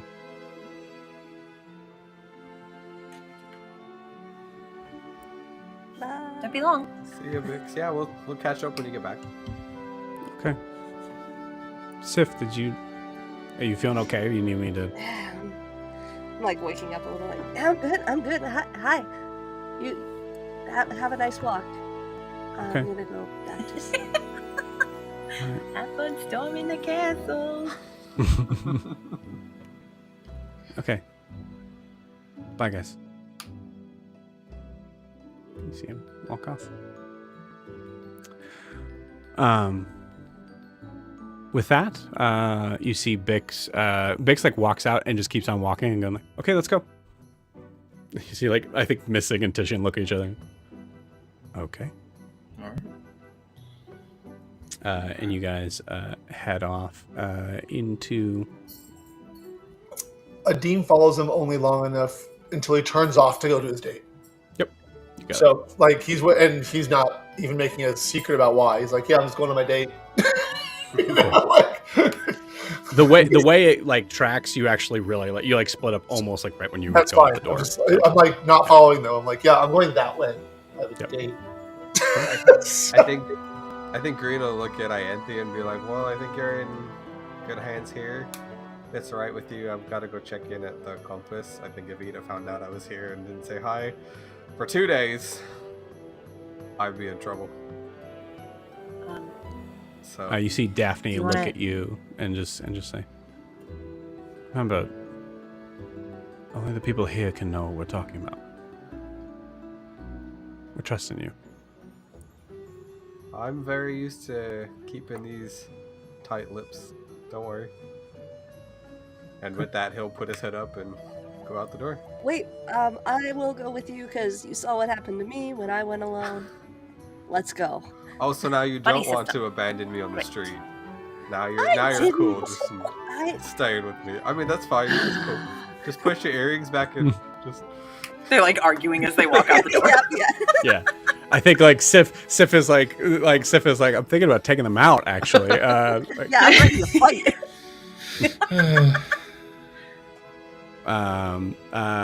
Ironically enough, that just leaves Ianthe and Daphne, I believe. Yeah, it does. So I think there is a like we're gonna cut from this, but there is a moment where like Ianthe, I think we like there's like a wide sort of shot of the room that is just empty. Whoever's banging, I can hear you. The empty sort of shot of like Ianthe and Daphne just at a table.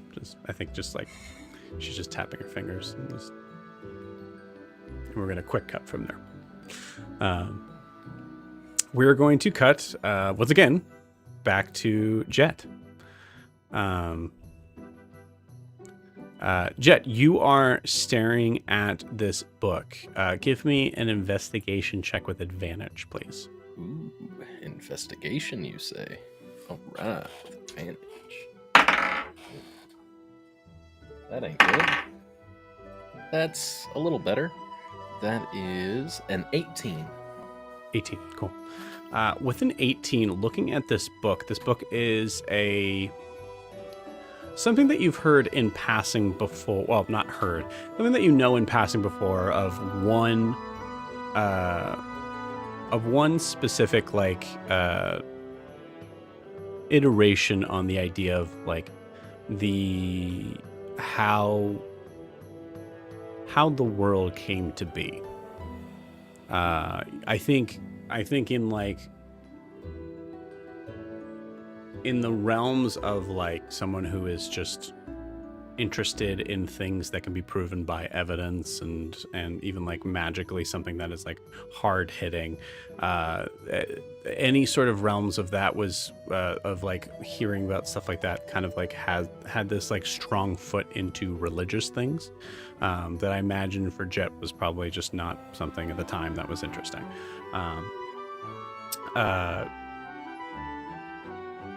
As you're reading through this book, I'm going to say with an 18,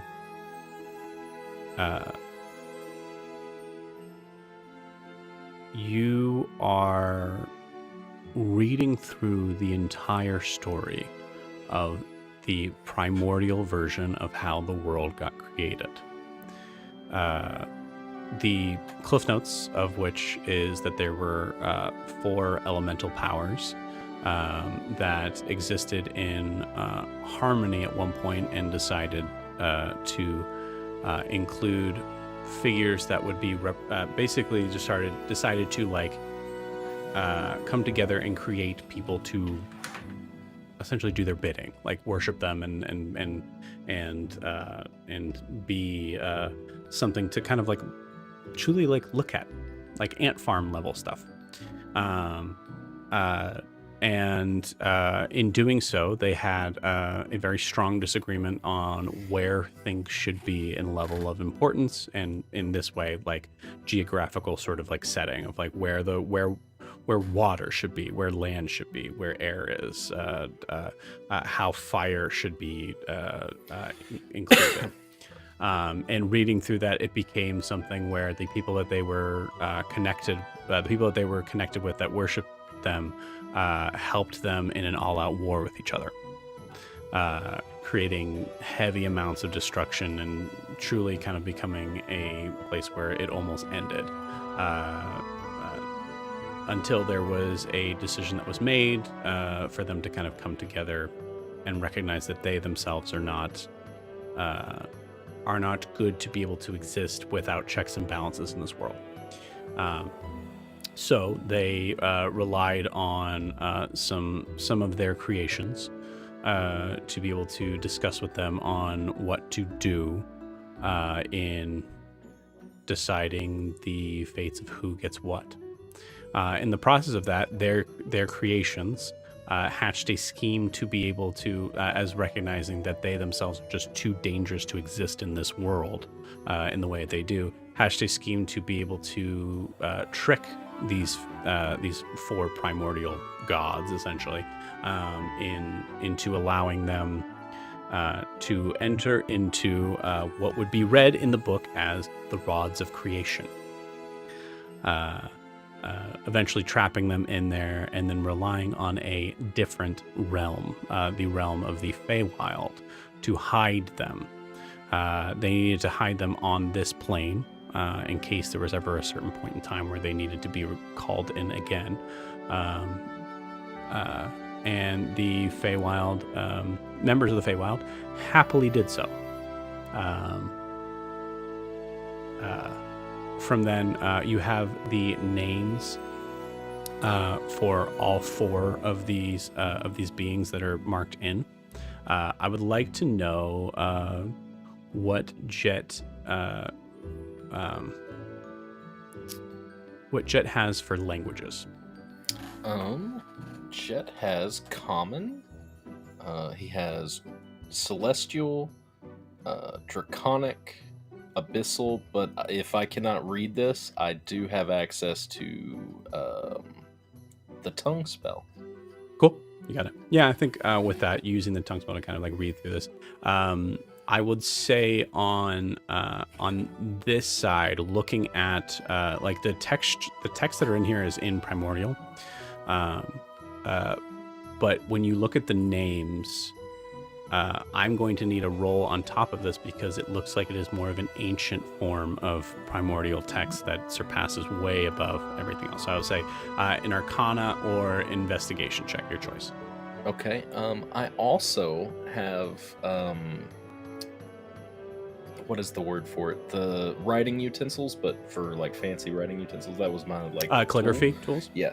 Would that assist me in this in some way of like knowing how things were written in the past and like, you know, from copying styles? I don't think so. I think this is more of like looking Just at Arcana? like a because I think you're basically looking at like a dead language. Gotcha. Arcana. Well, that's not great. That is a 13. Cool. You got it. You're only with a 13. You're only able to make out one word, and you're not exactly sure why you. I think you feel like you have some help because you've been able to like sounding out the sort of phrase and things like that. You have some help because you feel like, and you're not entirely sure why right now. You feel like you've read other things on this primordial being before in more recent text than this. You see the name Ogremak. I'm terrible at spelling. Yeah, it's Ogremoch.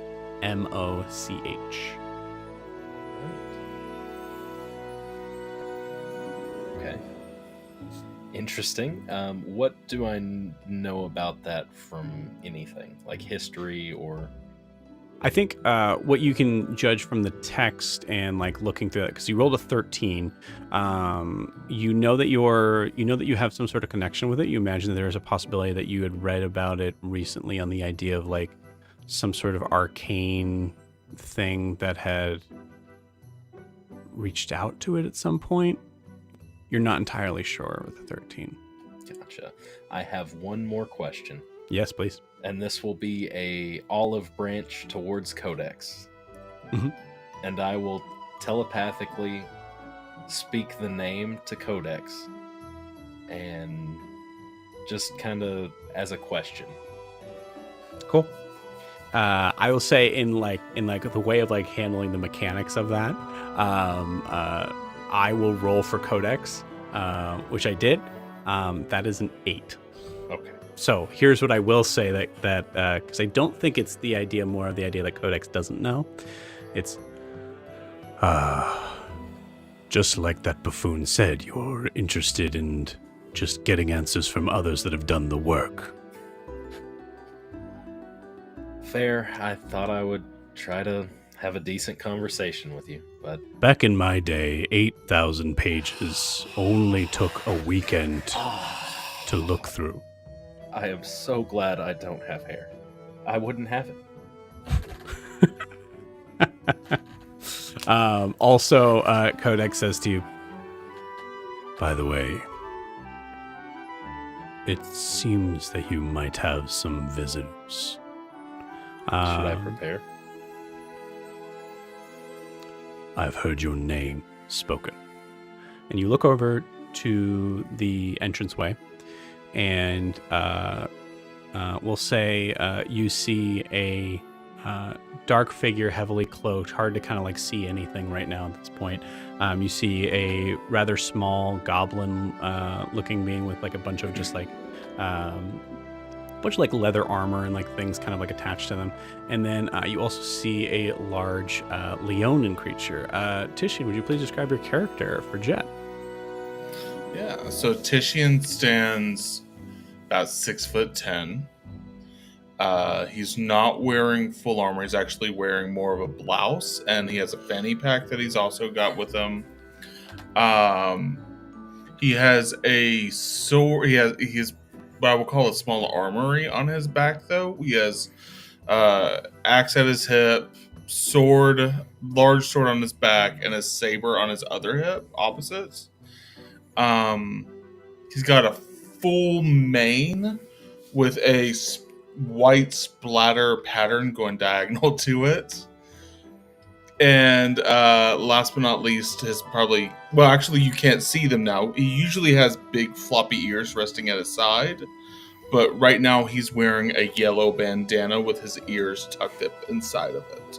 Basically like Hulk Hogan circa 1987. Okay. Titian, you approach and you hear Missing talk to man. I gotta get this guy's face in here because he also is. Oh, there he is. Okay, great. You see him kind of like looking at you all, and you hear Missing just go, "Bookworm. I'm sorry. Is there some bookworm?" Are they within 30 feet of me? I would say for this part, no. They're about maybe like closer to like 50 feet. This is a very big library. Tishian's gonna jump in. Hey, sorry, Missing. We're looking for a bookworm. We don't know if that's a Y or an O, but we're looking for a bookworm, Mr. or Mrs. Maybe. Hey, you know what? We don't need to gender it right now. We're just looking for a bookworm. I assume you're talking. But yeah. Cast message to the library and be like, they're looking for me. You see Gerard look right in your direction. Is that what you're calling yourself now? Do I need to make sure that there's office hours appointed to you? The bookworm will see you now. Thank you very kind. Missing, we got to thank you very kindly. Gerard. Thanks. Yep. All right. I'm assuming we can see Jet. We know the person we know as Jet, but the bookworm at the end of the hallway. Yes. He would be in like a little cubby, and he would just like have one hand up, like kind of just like pointing like this while he's going through this book. And as soon as you in particular get within 30 feet, he will cast a spell through the codex. And I would like to have his headband smell of catnip. Okay. You got it. Titian, roll me a wisdom saving throw with disadvantage. Oh wow! I didn't know I had an issue with catnip. All right, with disadvantage. Mm-hmm. Ooh, hold on. I got these special dice. So one of them was a nat 20. Nice.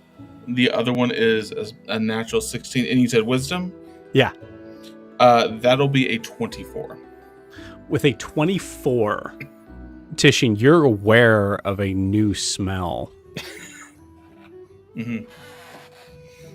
And it intrigues you. It doesn't keep you away from your task. Oh, that smell. Jet kind of looks surprised, like he is facing the book, but he's using the codex as his familiar to see through it, to see them approach, and he's like, oh, he's not surprised, he's not like affected by it. I may have to think of something stronger. That's what's going through his head, and he goes back through his own vision, and he kind of turns around and just kind of waves them towards him. Titian's meanwhile, as he's being Missing sees the Dragonborn waving in towards him. All right, sincerely, you're gonna have to do all the talking. That guy just fucking waved me over to him. Oh yeah, no, I can do that. You just do me a favor as I'm doing this. Can you be on the lookout for any skunks in the library, because it smells a little bit like what? Skunks in here. I'm getting a real strong skunky smell. It's a real stank in here, if you know what I mean. It smells good though. It's weird. It smells very Tissue. kind of. Tissue. I'm gonna go talk to the. Yeah. You have a very specific skill set involving people. That's why we're needing you here. Okay. Yeah, I'll focus.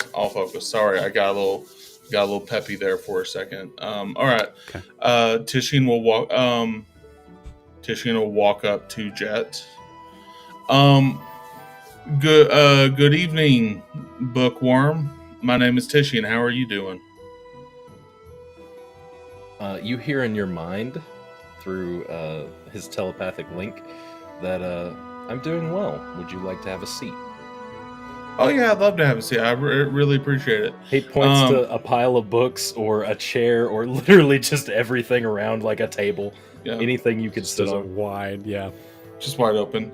Tishian, sort of like confused by all the offerings, will just pop a squat on the floor and say crisscross applesauce. You see Missing look down at you. Just yeah. Are your friends joining? Yeah, they're going to be. At least one of them will. I think the other friend, he might be just like asking around. He's just here poking around. He's sort of a magical guy. You see, Bix has already wandered off. He's like, there's books here. Yeah, he's I gotta tell you, he's a voracious reader, so he's just like in heaven right now. But no, we came to chat with you, and see how you doing. I do well. Do you have what? Why are you looking for the bookworm? Do you come to trade? I don't think we came to trade as much. We came to sort of just chat with you. Maybe get some. Maybe get a little bit of information. And he's going to begin taking the time to cast Private Sanctum around us, so that after. It might be 10 minutes. I'm sorry, guys. After the cast time, however long it is, there will be he will make it large enough for all of us to fit in. Probably a 20-foot cube that is like opaque black. No, you can't see through it. You can from the inside, but not from the outside. And it's got like blue aqua colored, like just energy going through it. No sound or sight can be seen or heard in or out. And no divination spells work while inside of this. And no teleportation spells work while inside of this. And he'll say, there, now no one will bother us. Name that spell one more time for me, Jet. It's Mordekainen's Private Sanctum. Thank you. Cool. Please continue. This is quite the room you got here. I can double bubble if you want. Double bubble? It'll take another 10 minutes.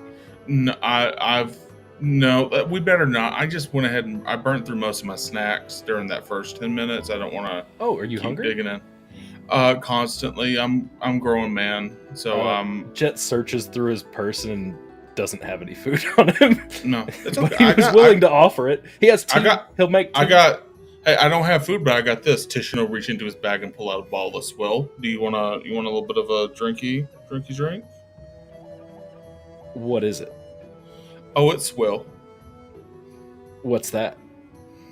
It's not good. Oh, then I probably don't want to put it in my body. It's just drink here. And Tishian will take a sip of it. It's just booze. It's nothing wrong with it. Alcohol. Yeah. I do my best to stay away from it. But that's fair. Rashra Thusk sent us. Oh, how is he? It's been a while since I had any more juicy secrets. He's been better. Oh, I hate to hear that. And you are? I'm. They're just a bodyguard, we'll say. Yeah, they're just my friend, my good bodyguard. But why would the size difference? Yeah, between you two. That I fired up high. I fight up high, they fight down low. We got every angle covered that way. That's really what it comes down to. I really should know better than to judge a book by its cover, but this just screams that it's not true. I mean, Are you saying this? Are you saying this out loud? Yeah. I can Yes, roll you this. should be very careful on judging a book by its cover. Was that Missing saying that? Mm-hmm. Okay. You know, I was Jet would You be see, looking I at think, the codex the whole like- time. I think Missing has been keeping their hands like below the table here, and there's just a moment where I think the camera is just like shifted to like they're crossbow. already bright white, but like you see that they're clutching the table, and like you can see like just small vibrations of just already being angry of this yeah. Can I? Sorry, I'm cutting in here, Jet. Did you want to No. do something? No. Oh. Go ahead. I want to make sure. On the way over here, Missing explicitly said we need to go to Jet to get information about the rods. Is that correct? We need to go meet someone about information. meet someone about information about the rods, though. Okay. Yes. What I want to make sure is if I mention the rods, I'm not going to be betraying Missing No. right now. That's No, okay. not at all. So Jet, we're kind of looking for some information about a particular magic subject, and it seems like you're a pretty magical being. Do do you you wanna know? Yeah. Do you know anything about some magical rods, rods of destruction? Do you know anything about some rods of destruction? Jet, you hear Codex say in your voice, and we're gonna cut to 10 minutes after this, or we're gonna do our 10-minute break after this. See, it's a good thing I told you to read. And with that, we're gonna take our 10-minute break. We'll see you guys in 10 minutes.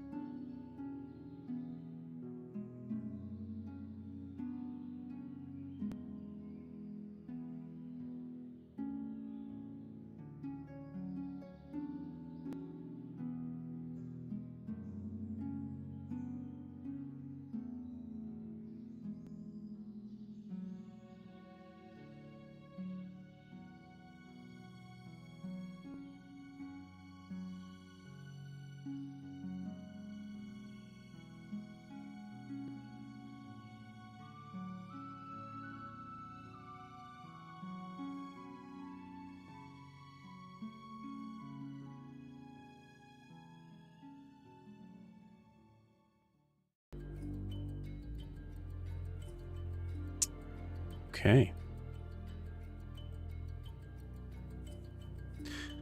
So, coming back to this exchange, we have now a rather large dome. That I think, like, Perspective has like actually pushed away tables, like from the outside. And also, I'll say, like, from the camera, we can see, like, as we're kind of like zooming, as we're about to kind of like zoom in through the dome, we see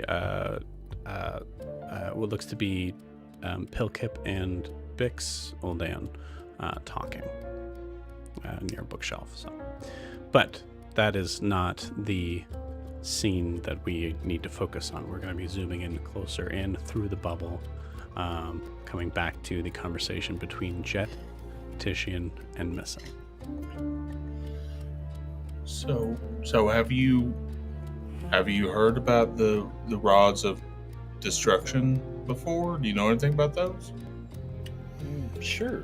There's plenty of rumors about them, and I was actually just perusing a book that just so happened to have a little bit of information on it. Titian will look at Missing when he says that. What do you want to know? Well, I mean, what can you tell us about them? What do they do? What are they? What. As far as I know, they are like ancient primordial demigods or gods or very powerful beings that were essentially sealed into rods to stop a war from them obliterating humanity, I guess, would be how he would take that, I guess. Something along those lines, and that they're no good for a mortal to have. Would be no one should have that much power and sway. So, An interesting perspective coming from a wizard. okay, hold on. So you're saying these rods are actually primordial beings that are sealed into the rods? That's what it would appear to be. And that they're set loose, they will wipe out humanity? It depends on how long they hold grudges. So by that nature, you're saying, did humanity seal them in the rods to begin with? Do you know that? There was something about a war, and I believe they were either sealed or they did it themselves and were hidden away so that they didn't end the world. So it's the beautiful thing about secrets is you don't know the truth until you actually see it. Okay. That is how secrets work. I will give you that. That is true. So how do you release? Do you know how you release these beings? Do you possess one of the rods? No. No. If you did, and I could physically see it, I might be able to activate it, but I don't think that's a good idea. Yeah, one thing I did forget to mention, I apologize, above board, that it looks like the way to be able to kind of like pull them back into existence would be to reform them together at least by 3. So you would have to have at least 3 to bring them back, but still on their own, they're powerful artifacts, I would assume. Capable of doing all sorts of terrible or good deeds. Just depends on who has it. I mean, certainly sounds like it weighs more on the bad than the good. I mean, just by my reasoning, anyways. I tend to agree with you. If it's world ending, I don't know if I'd want to touch it. But enough about this. Where's the trade coming in? What information do you have for me? What would you like to know? Ooh, this is valuable information. So you've got to give me something of equal value. Rashra Thusk is dead. Well, that's just upsetting. I guess it's valuable, but if it makes you feel better, he died really fast. It only took like 8 minutes. That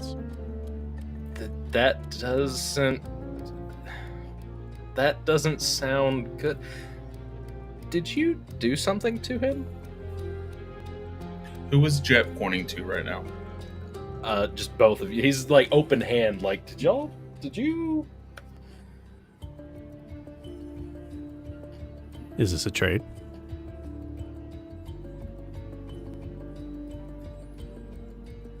Yes. Yeah, I killed him.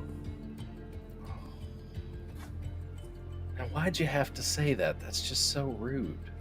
You don't tell me who you are, and you killed him, and you say you're a bodyguard for this guy? No. I am an acting member of the Thieves Guild. My name is Missing. I believe that your abilities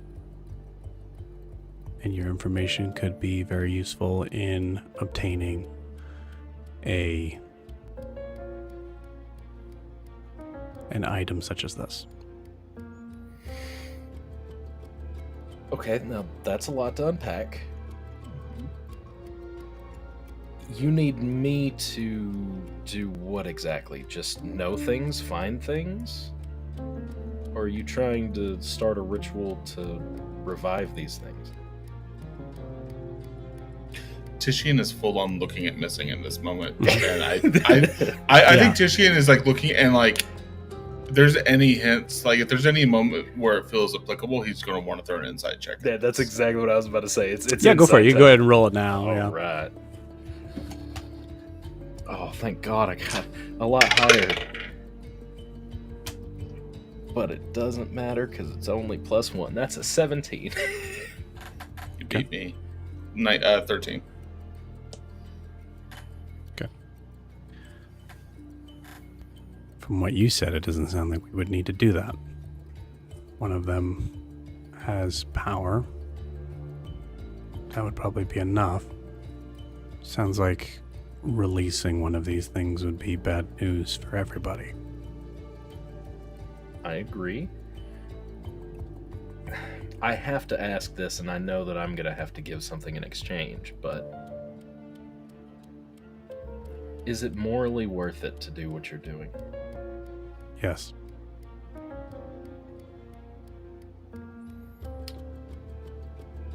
Then I'm going to tell you something. Have you heard of Curus? No. No. Well, then I guess it's not as juicy as I thought. I guess I could just show you Codex. Oh, Karas. You were saying Karas. Karas. Yes. Sorry. But even then, Missing would go, no. Actually, I guess I could roll it. Okay. I've heard of it. I've been there. Have you? I know how to get in. Safely.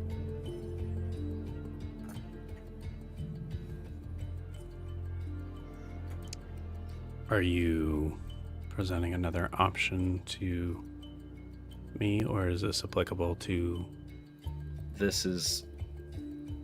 You're giving me information, and I'm giving you information. Can You're somebody... giving me wrong information. I don't need to know about Karas. I need to know about this. Like, That's the fair. book.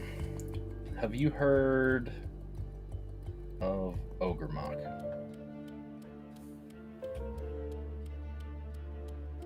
Yes.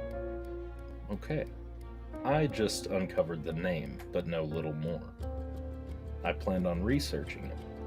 Do you know anything else about it before I start that might be helpful? And then I'll get back to you with what I find.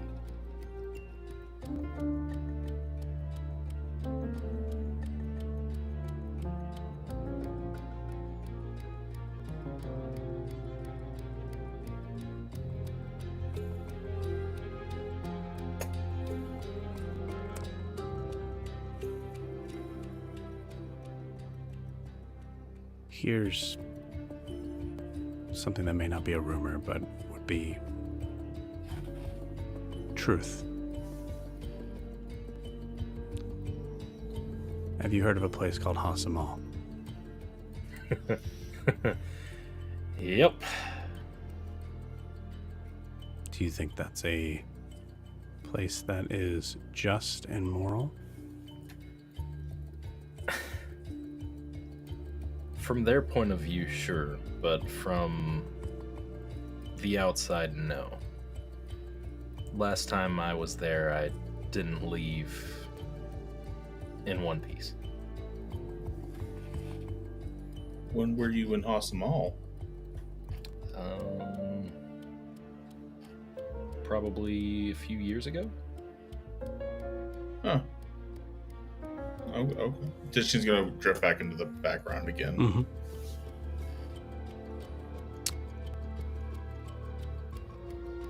I need a clear answer to this question. In your view, is what they do moral, not only to their own people, but to the nations surrounding them? No, it's not. They are... My perspective is I don't trust any Leonin after what they did to me. And he looks at Titian. Yeah, I think they both look at Titian. Perhaps this wasn't the best idea, including you then. I can tell you that the Leonin to my right is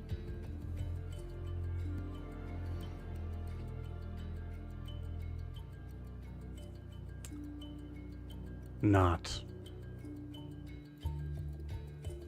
of a higher caliber and morality than the people that we're talking about. He's not. He is. Oh, okay.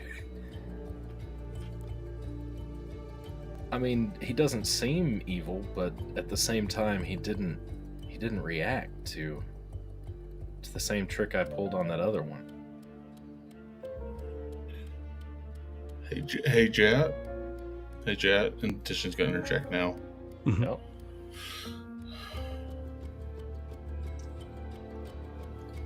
Instantly, I want to be your friend. I just want you to know that right off the bat. Instantly, I think you have a really cool book collection. You got a great house. I think if you want to talk about who I am, you can just ask me directly, though. And I'd appreciate it if you asked me plain. Okay. I think, yeah, I mean, Missing definitely nods at that. Are you part of them? I said, ask me plain, please. Are you And at that, Titian's going to cast Zone of Truth. Is that a divination spell? That's enchantment. Okay. And he's going to cast it, and he's going to do it in a way that you can tell that he is succumbing himself to it. Okay. Jet would as well. If you're Jet doing has no it- reason to lie. Okay, I was going to say. Okay, great. But I don't know about Missing. You don't know I'm Missing. yeah. Okay. Are you one of the... What do they call themselves? The Pride, the Loud, The Roar? the Roar? Yes. No, not currently. I was in my youth, and then when I saw who they were, I escaped from them. Good to know. Do you know? I can't pronounce this guy's name because it's got a Y in the beginning. Igorn. Igorn. Do I know Igorn? Yes, I do. He's He one nearly of the. killed me. You're lucky it was only nearly. Well, he wanted to send me out as a message.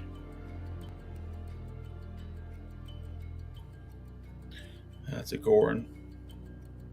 But I got the last laugh. How was that? Oh, the same thing I did to your headband. I enchanted a rock and slid it into his coin pouch, and it just reeks of catnip. So that's the stank I was smelling out there. That's a good trick. I like that. Yeah, it only...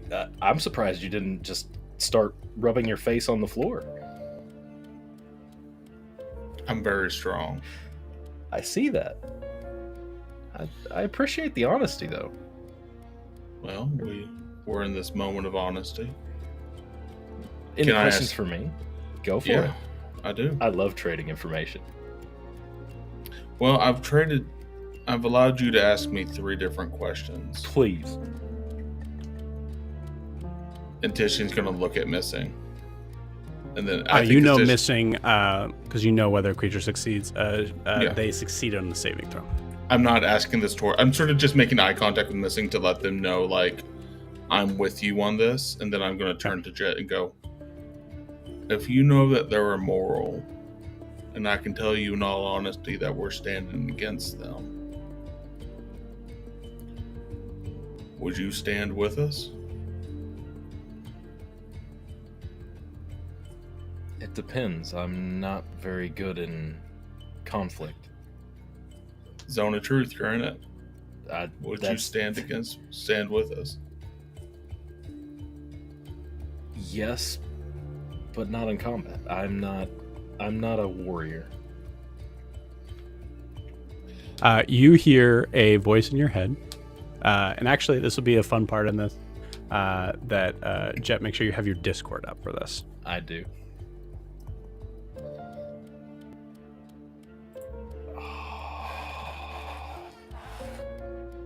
Fine. Yes. I'm not, just so you know, and he's keeping this all up, the Zone of Truth up. I put this spell in. I'm using it. That's why I took private sanctum. Yeah. I was like, nobody ever uses this. I'm gonna use it. Yeah. Just so you know, to stand with us doesn't necessarily mean to fight in combat. We'll handle killing them, but to stand with us is to help us in that moment of getting from here to there to do it. And then Tishian will drop the Zone of Truth in that moment, and sort of like a nice, like I'm just sort of picturing it sort of like yellowish beams of light, and it just sort of clicks back. Yeah, I love that. As sort of like a mic drop moment, hopefully, or a statement. Okay. I don't know how useful I would be for a lot of it. If you're asking for means of teleportation, I don't have a circle that I can use. I mean, there's one in the alcove, but I don't have a way to transport large numbers of people quickly. But what are you looking for? What do you need from me? I think Tishian's just going to point. Tishian's just going to reach up with his hand. He's going to point right at your head, and he's going to go, I think we can use that right there. Jet's gonna look behind him. He's pointing right. He's Yeah, pointing. no. He's meaning your mind. Yeah. That's what he's Oh, trying to I say. I think we can use that big squishy thing between your ears, and I think we can probably use that big beaten thing in your chest too. In all of this.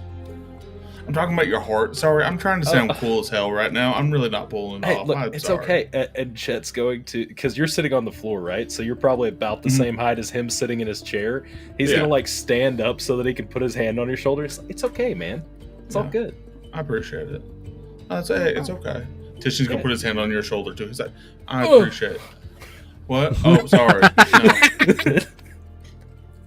No. Oh, sorry. I thought you're scaly as hell. Damn. Okay, What? this is fun. What? Of course I'm scaly. What do you mean? I'm a dragonborn. Oh, sorry. I didn't come at you and say you're furry. A lot of people do. What? A lot of people do. You That's did fair. put catnip in his bandana.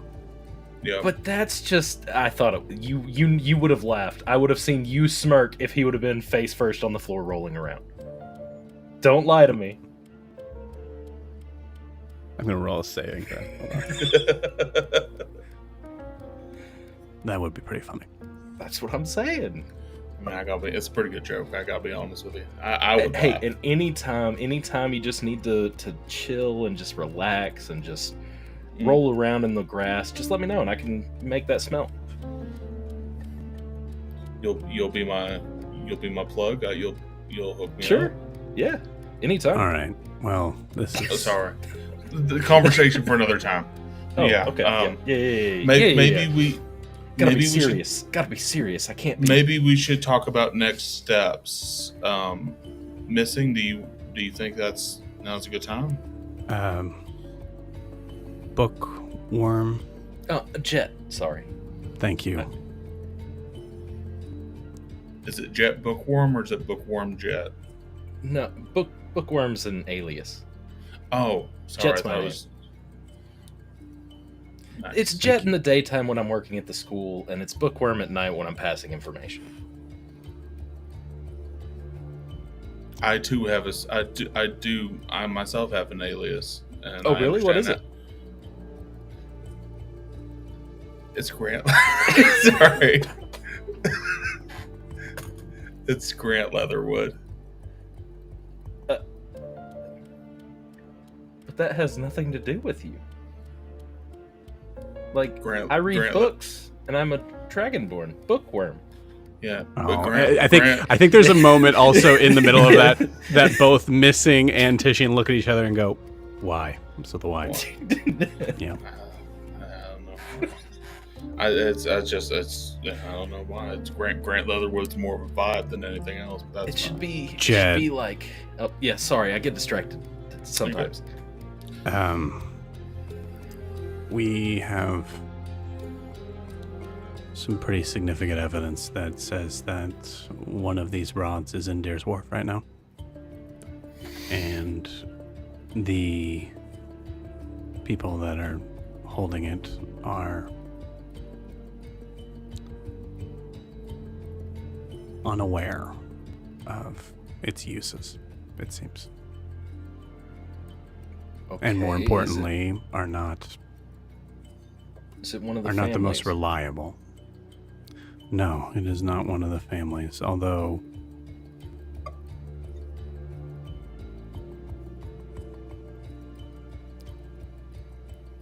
it does seem like there is a possibility that one of them is aware of it. A possibility. Do you know who they are? Or are there rumors? Would I know who they are just by descriptions? From my understanding,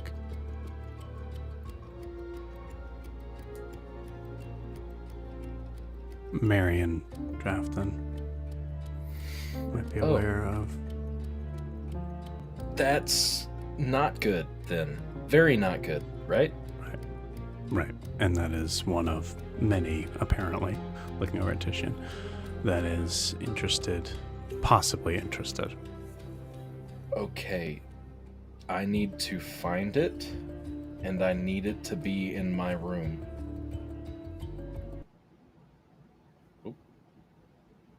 Oh, uh-oh.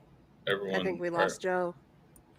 Oh, no. That was getting really good.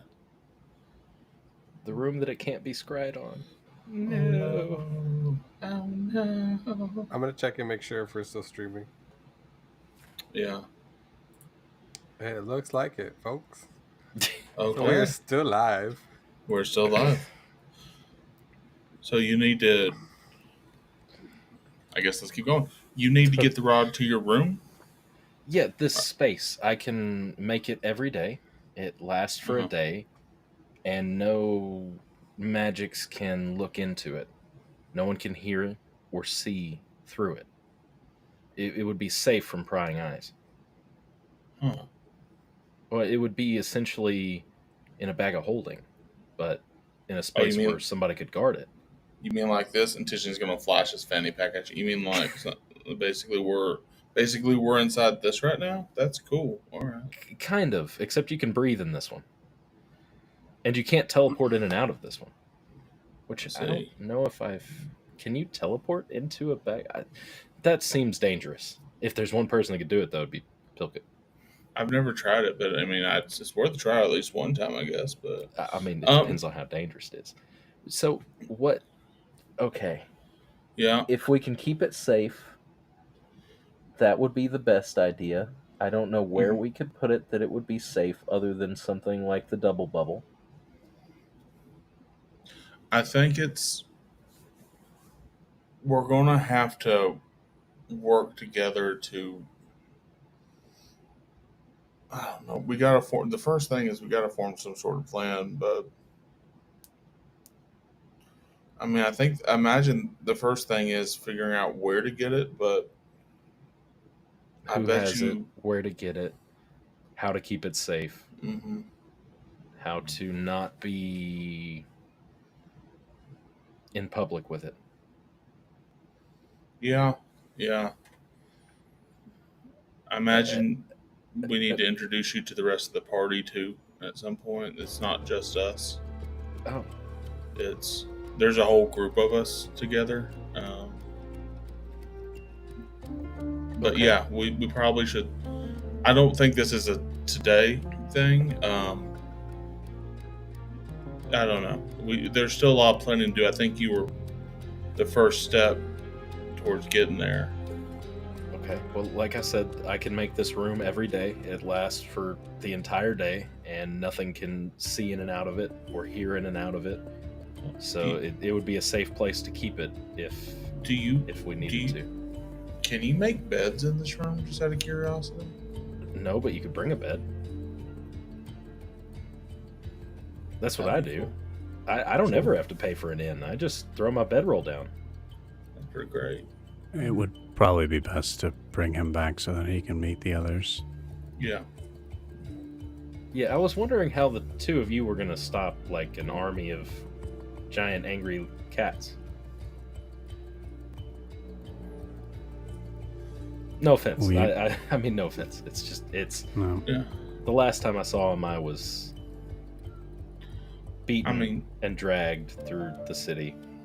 No, they are an army. That's why we're looking at all of our resources. And hopefully this will be a way to even the scale. If you want my answer, one neck at a time. That seems oddly violent, but okay. I've never liked you more. You know, Missing, you know what I really love? And you know what? We should be getting out of here because I'm sure the rest. But can I just say something right now? I love this friend group that we're building here, and I think let's continue to nurture this. Okay. That's right. A lot of... Just the three of us? We'll get out together with everyone else, but I'm just saying, like, I appreciate what we're building here, the foundation we established. So, you are the first Leonin that I think I can trust. And Jet will hold out his hand towards you to shake it. Tishin will reach out his hand and shake yours as well. Ow, ow, ow, ow. Okay. Oh, sorry. I'm not meaning to be. Sorry, I'm just very strong. I know. I'm not. I'm really not. It's all right. All right. Let's go back to the party, I guess. Are you good to go now, Jet, or do you need some time to meet up with us? Or Give me 6 seconds. And he casts a spell. Let's go. And he would Okay. cast Mordekainen's Faithful Hound. Never go anywhere without your guard dog. Oh, nice. Nice. Nice. I like that. All right. I think as you're about to leave, Missing goes, oh wait, are you getting Bix? Bix is where he needs to be right now. Yeah. Okay. Just leave him. That'll be. All right. If we walk past Bix, Tishian's going to try to give him a nod. Yeah, I think there's just a slow sort of nod, as you see Pilkip is with him, and you can see a hand on his back as Bix is just looking at. They're both looking at some sort of list sort of thing. Yeah. Okay. And you guys head out into the night. With that, we'll pause you guys there. All right, so we have now 3 other parties that are split here. So I would like we're gonna do this initiative wise again. So we will start with we'll say Ianthe, Grian, and Adim. Roll me initiative rolls. 8. Okay.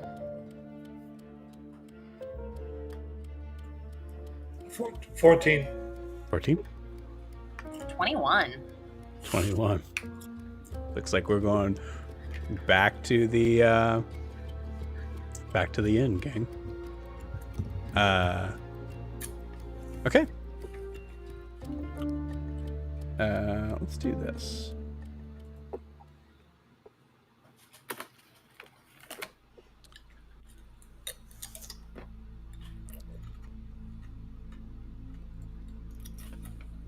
So, how long were you chasing after this rod?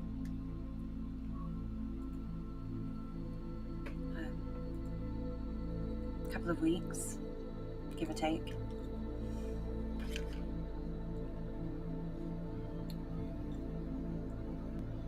Had to defeat a sentient plant to get it.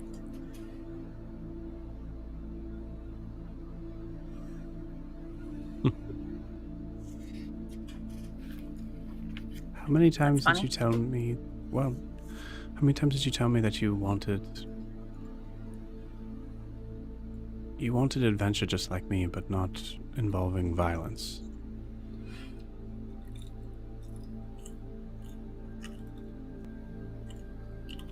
I think I've lost track of how many times I've said that. For what it's worth, it's still true. I'm just quickly learning that it's not always unavoidable. You see Daphne and I think Ianthe take a moment to look around the room. Right. It's not. Kill or be killed. That's what you always told me. And you always said I was full of it.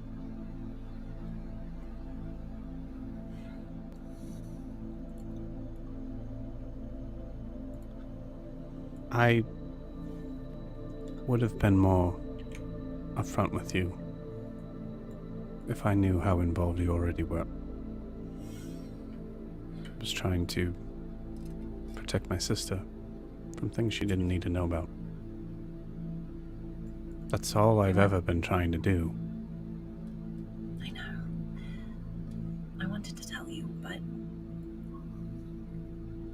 there were people involved who promised us to keep things secret. I still can't tell you about them because I swore I wouldn't. And after finding out that it wasn't real, it just sort of seemed like the end of the chapter. And then it wasn't.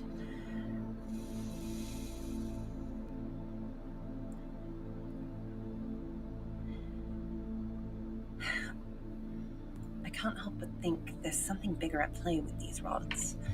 And I'm really afraid of them.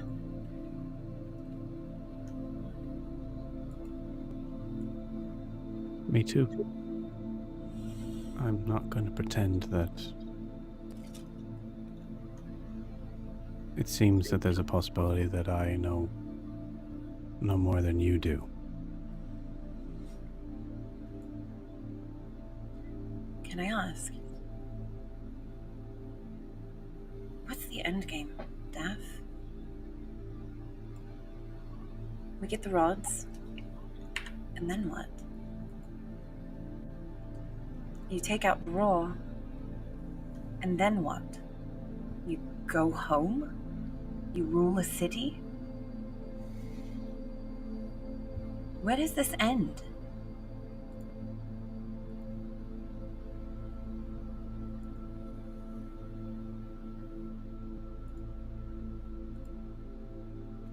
You know, when I left Celeste, I traveled to Deer's Wharf first. Spent time there. That's where I met Missing.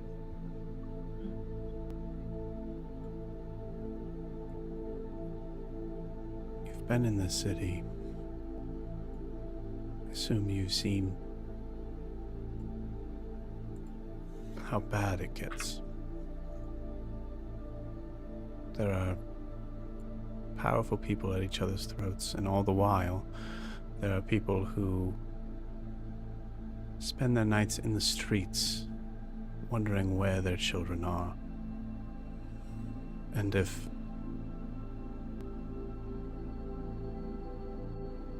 they're going to be coming home tonight.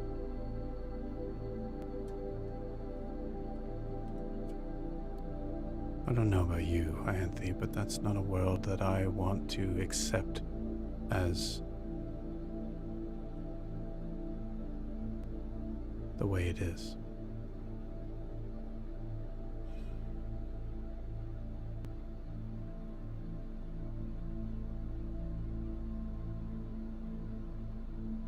In Deer's Wharf, there are people who are hiding behind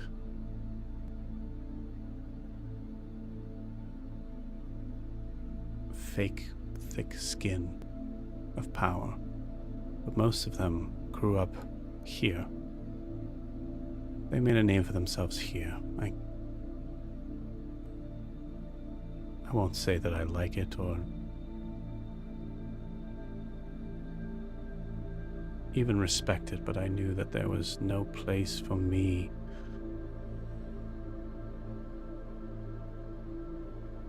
It's not a place for me to decide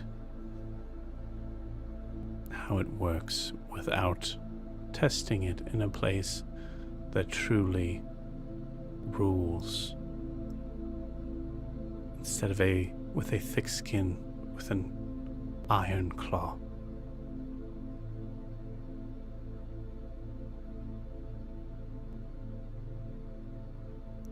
For a city to grow up and eat itself is one thing. A city that doesn't allow its people to grow up to do anything is another. And I know that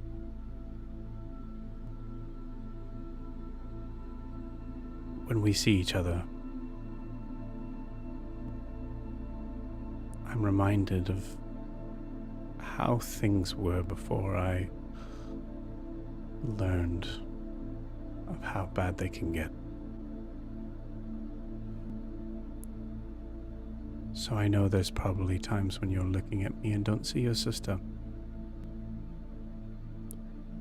I understand that. But you've caught a glimpse of how bad it can get.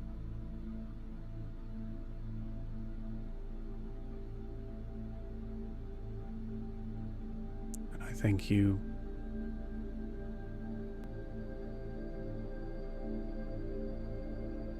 whatever decisions you have to make with your life, I respect and I love you for it. I hope that you do the same.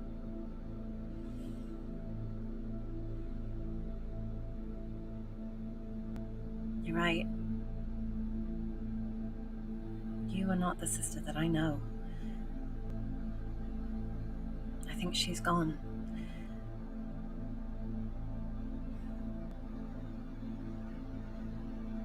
And as much as I miss her, I like seeing the passion and the fire in you. I mean, don't get me wrong, it absolutely terrifies me.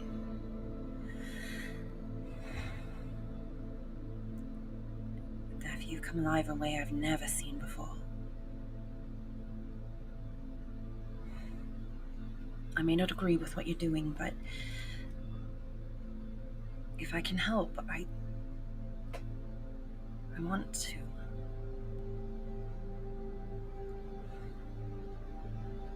I want to hold your hand when you take out those tyrants.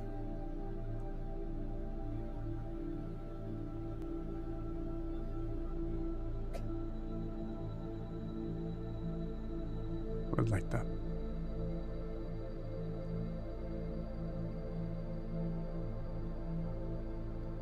God knows I could use it. I need your help with something. Sure. I can't stop thinking about what you said about Marion Drafton. There was a woman that I met earlier, and she was telling me information about the robbery. I need to make sure that she's all right. She was just a witness, answering questions. If anything happens to her because of me, I don't know if I can forgive myself.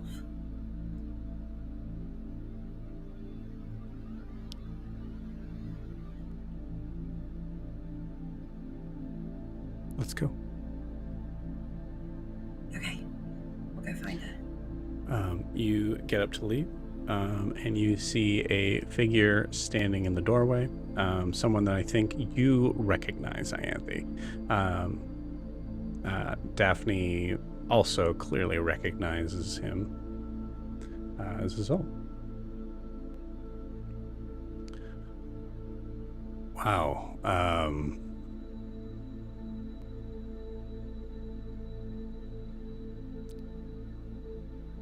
We've Are met you- before. Yes, I remember you. The docks. Yes.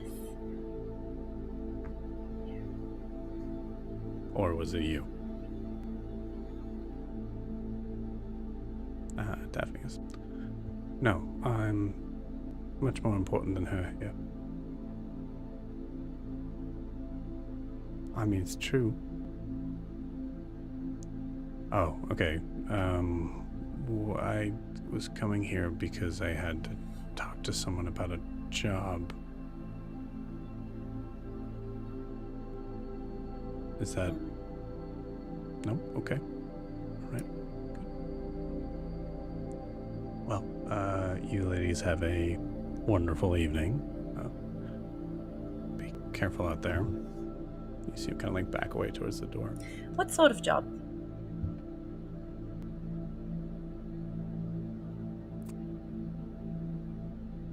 I mean, you wanted to hire someone, and we're the only ones here.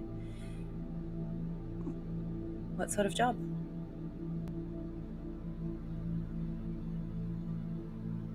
All right, yeah, fuck it. We need to spy on some people in the Heights. Gather information for something that may or may not be going down.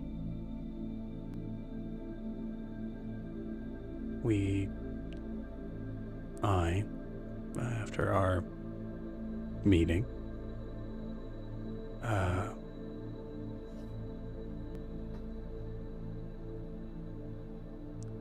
found out it's going to be going down tomorrow night. So, yeah, I guess I'm kind of desperate for people. People that aren't important.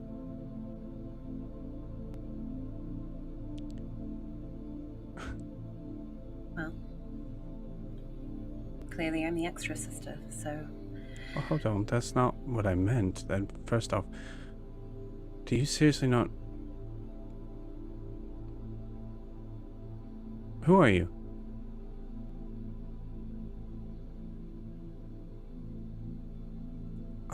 This is,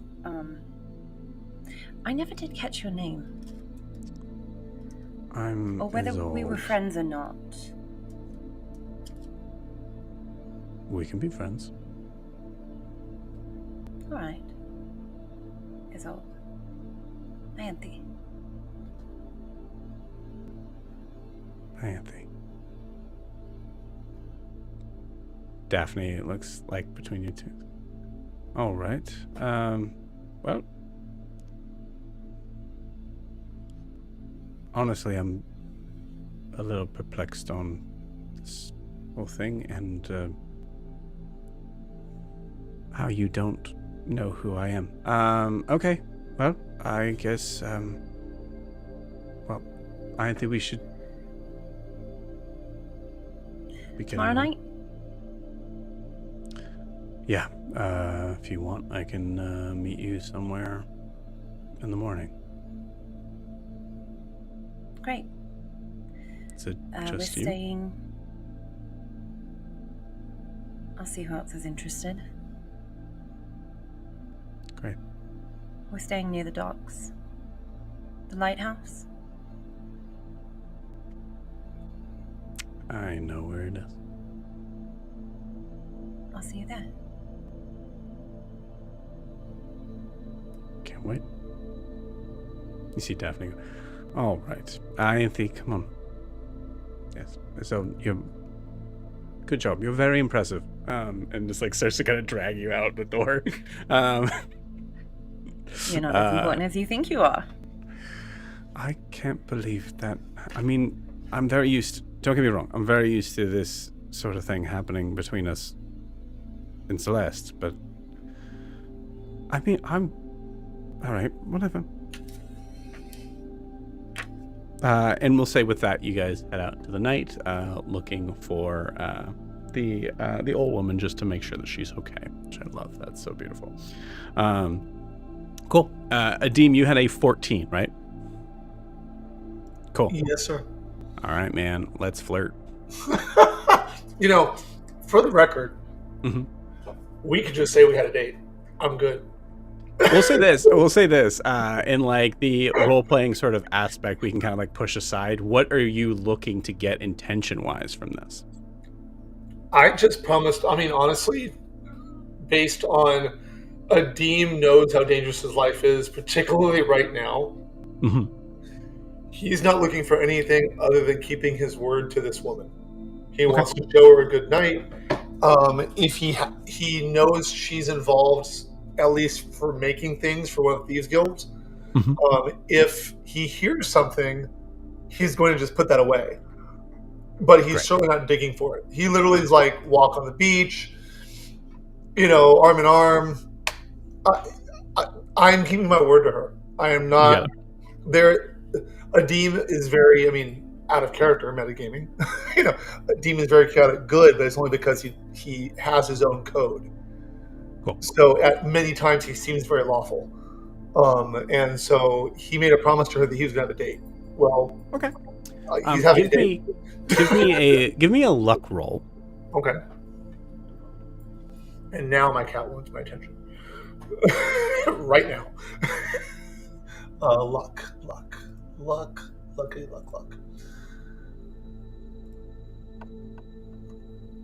A 3.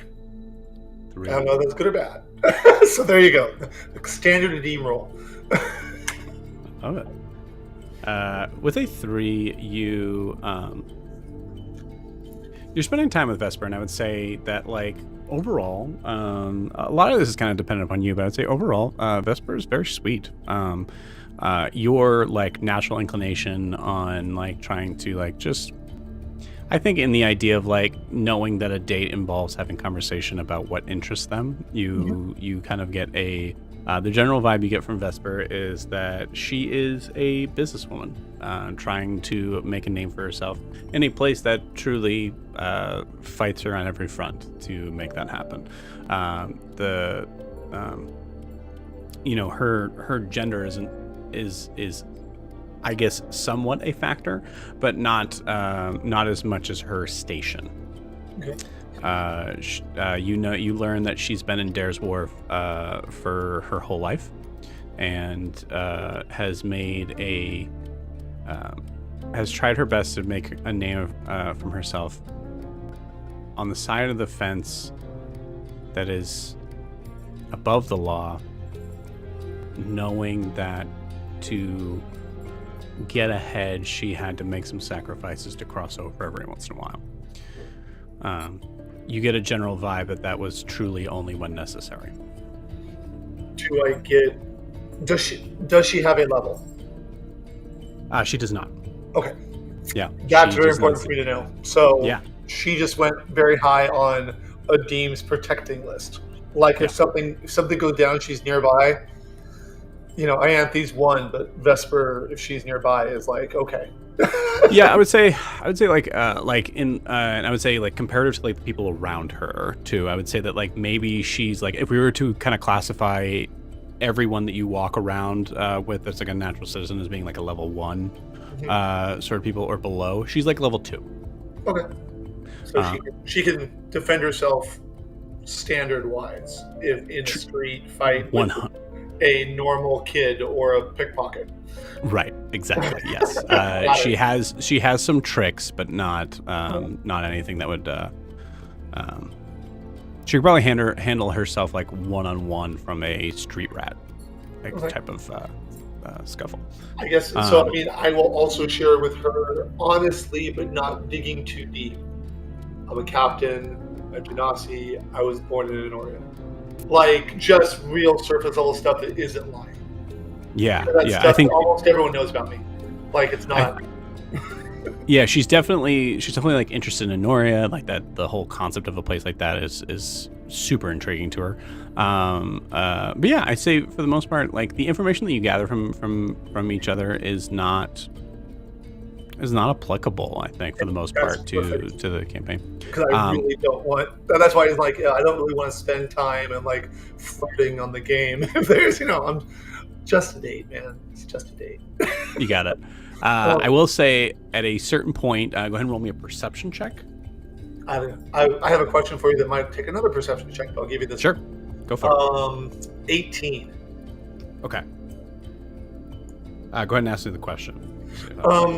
I remember the two ladies that seemed annoyed in Vesper's shop by Ianthe and myself. That knowing that Vesper has no level and that we annoyed them and that they are likely part of the Thieves Guild that is run out of that. You actually know specifically because there's a million different like sort of factions here. They're not just the members of the Thieves Guild. They're actually one of them is the Prostitution Guild.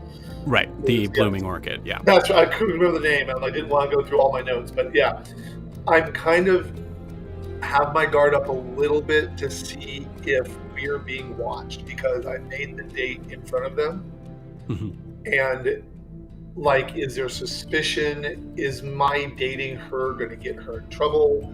Because now I'm this bodyguard for an unknown quantity that is now dating Vesper. Does there seem to be some kind of issue that I'm causing? Right. Cool. If there is, I am going to play so incredibly dumb when in shot of anyone I hear that they literally can't possibly think there's any more than a date. Like, I'm not going to throw any references. I'm just literally having a date with this woman. I do not want to put her in danger. Give me an insight check for that, because seeing people are seeing you, and knowing a Deem, Well, with Adim knowing that there's a million people here that are going to have eyes on you that you're going to not know what their Right. affiliation is. That's the difficult part. Yeah, the insight was a 12, so not as low as usual, probably not very good. Cool. I think with a 12, you get a perspective of, you do see eyes on you. There's a lot of people that actually that see you and greet Vesper, and then ask who is this, that sort of thing. And Vesper's very relaxed and very quick to be like, oh, just a friend, and then allows you to introduce yourself if you wanted to. And I do. I'm not, but I usually introduce myself, since she says a friend, and I don't as Captain Albad. Cool. It's my last name, and I am a captain, so that's who I am. Cool. In fact, I'm kind of hoping it gets back to Shiny Shield that I was out on a date, because that's how he knows me too. Okay. Love it. I will say, by the people that you pass by, being on the takes, you pass by a lot of guards, so yeah.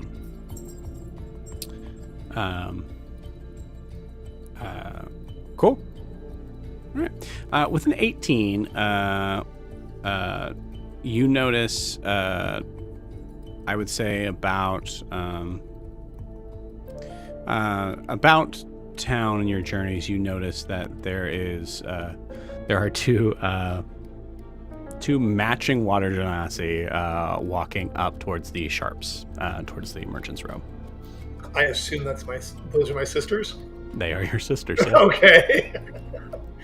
How far are they, and how long is it into my date? It would just be in the beginning of your date, fortunately. So it'd be something that you notice there. Actually, we'll say Ianthe. Go ahead and roll me a perception check to see if you see them.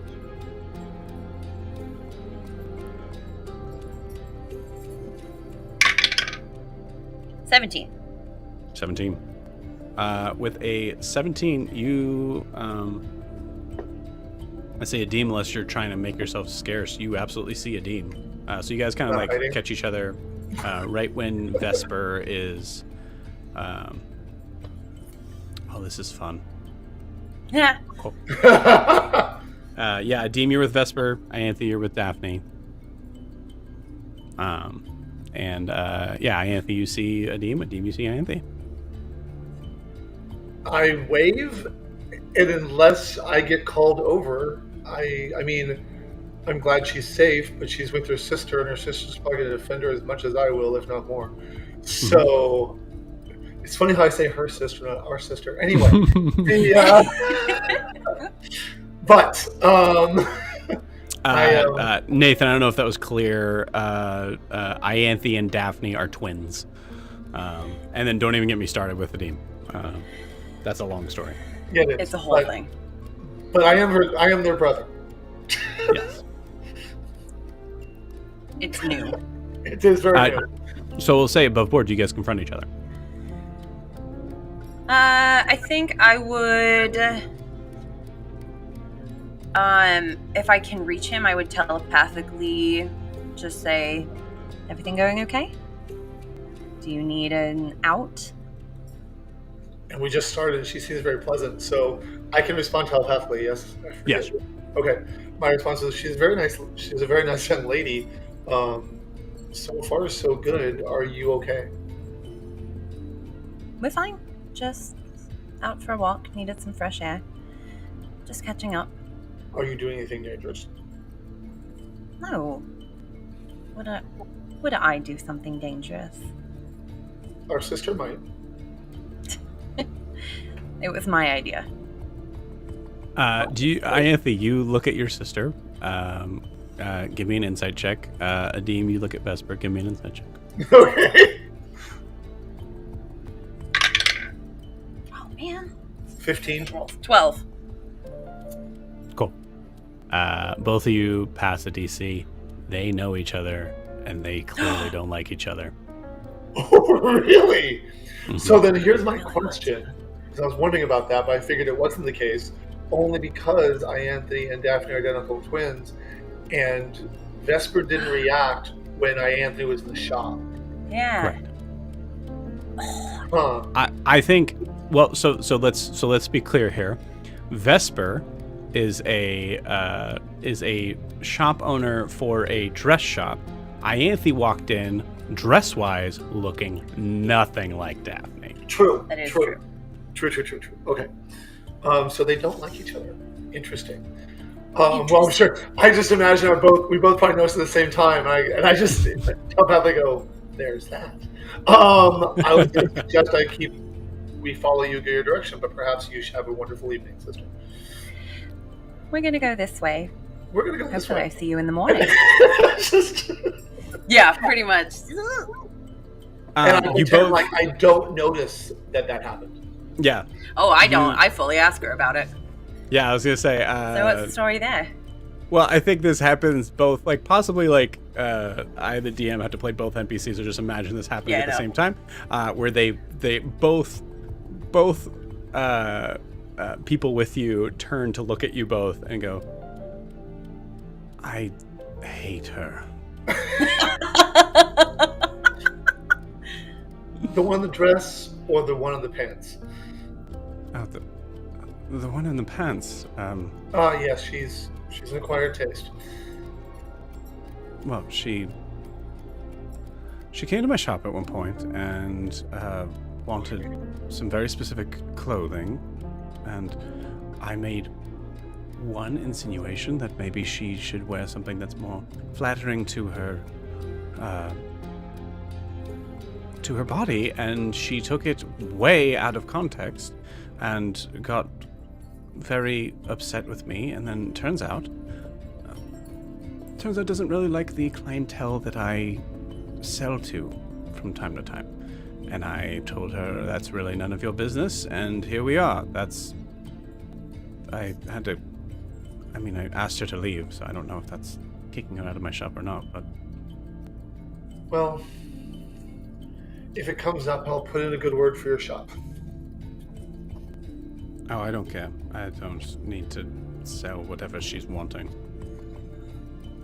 Then in that case, I'll just continue bringing by the other one, because she seemed to really like your wares.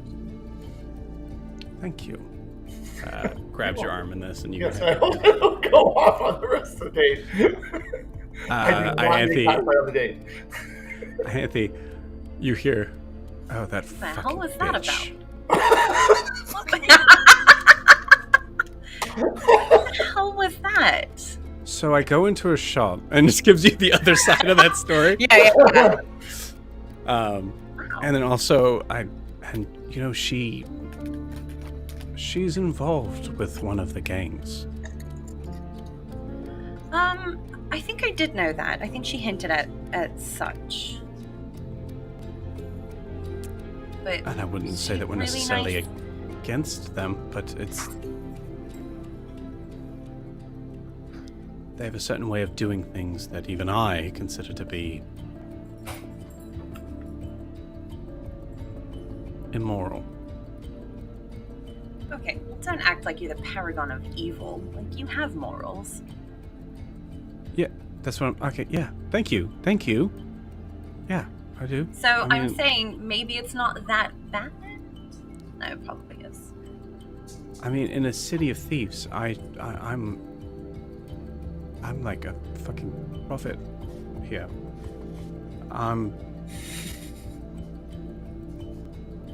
You're alright. Yeah.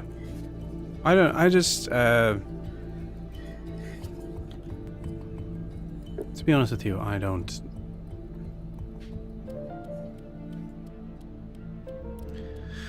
There's some things that are connected there, fairly gang-related things that are a concern for Missing and I. Does this have anything to do with a particular upcoming ceremony? How long have you been here? Like 2 days? Incredible. Seriously, I mean, I know that this isn't necessarily your thing that you want to be cut out for, but clearly you gather information very quickly. you feel strengths, I have mine. Yes, that's true, I guess. Well, I mean, she would love to have you in her shop. She did have some really beautiful dresses. And these amazing earrings. She did loving having her in her shop. You didn't feel like they were all a little bit just too showy? Do you see what I'm wearing right now? Too showy is not a thing for me. Right. Well, Have you met me? Okay, let's go. Cool. So Adim, after having that conversation, you have a lovely evening. I will say, assuming things go the way they are, she does invite you up for a spot of tea, and you find that her place is rather nice. It's but it's in the Warrens, so it's in the bad parts of town. Most of town is the Warrens. That's the the thing with this is that there's the Heights, which is so separated from everybody, and then the Warrens that are down below, that is full poverty level. It's like there's really like almost no middle class. But Vesper would represent the select few middle class people there. Right. As she essentially has a loft in the Warrens, fairly close to a place that you would most likely later, with talking with the group, learn to be the Blooming Orchid. So, despite my joke earlier about being my father's son, despite that little quip, Adim has seen the stress it has caused on both Ianthe and Ianthe's mother. And while Adim does go up to her and lead her to her door, he then gives her a kiss goodnight and leaves her at her place and leaves. You got it. We'll say carrying that same insight check. She looks disappointed, but doesn't look at that as a spot of cowardice as much as chivalry. It's not. I'm not afraid of it. I'm just like, no, I do not need to have children. I rolled I truly rolled a 10, so I was like, yeah, she's crestfallen about it, but right. But I want to, like, as I'm saying goodbye and goodnight for the evening, I also want to, like, I want to make it a point of, like, I'm not sleeping with her, but, I am a sailor, and if I come back to town, I'd like to see her again. Yeah, absolutely. That kind of thing. Yeah. I think she does ask how long you're planning on staying. I will be honest to her, because Adim has no idea, and Adim says, I'm not sure how long my business here will keep me. Well, I don't want to... let me just come out and say it. If you know that you're going to be here for the next 5 days, I have a wedding that I was very much involved in. Oh, did you make the dresses? I made the dress. Oh, well, I should not have assumed any less, given what I've seen in your shop. You really shouldn't have. But I could use a date. Oh, if you're honored. around. May I say this? Yes. I would love to accompany you if I will be in town. So, if I'm in town, the answer is yes. And if I leave, I will let you know so that you're not waiting. Please. I don't mind going stag, but... I want to see your dress in all of its glory. Yes, well... You should. It is quite a spectacle. Well, Adim... I understand. And I... And in my head, I'm like, I don't think you do. I just don't think you get it. She gives you a peck on the cheek in respect on that, and you got it. And but linger a little bit. Hot. And you And you end the evening. Yes. Cool. On your way back, I'll say carrying over that 18 perception check, you notice that as you leave, you're kind of stepping down and like kind of like picture like almost like a New York street, but just much more slummier as far as like the like tall buildings that are kind of mushed together. Okay. As you come down, you notice that the Blooming Orchid obviously has their the people of the night, not even women. There's all genders there, are all looking in your direction. They all see you. So I'm sorry, I was laughing. I didn't hear the last part. I just said they all see you leave. Oh, okay. I mean, noticing them notice me, I will just nod at them and move on my way. I'm not going to approach them. I'm moving on. I had a date. A couple of them give a very flirty goodbye. A couple of them don't. Okay. I mentally mark the ones that don't. Got it. I want to know which one those are. Got it. Because they are also not very adept at hiding how they feel. So. Cool. We'll say, in general, you just kind of mark that. And otherwise, I did what I promised I would do. Dean kept his promise. He is happy. You got it. And I'm gonna put something in Discord for you, Joe, because it's okay. what I thought. When you said that, it's what I thought. If it'll work, if that work, it will. Cool. It's taking a long time. I'm sorry. It's okay. As we venture on further uptown to the North Warrens, moving along, I won't make you guys roll because Sif, recently just got knocked out, and that's just mean. Did I get a short rest while I was sitting yes, there? Yes, absolutely. Yeah, good question. Thank Yes, you absolutely do. you. As you guys are walking, first off, actually, any conversations happening while you guys are heading towards the compass?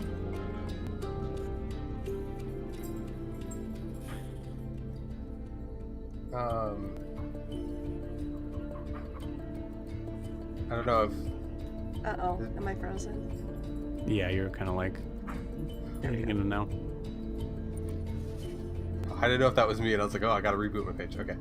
I think just on the way, Grian would explain to Sif how to use the rock to communicate next time.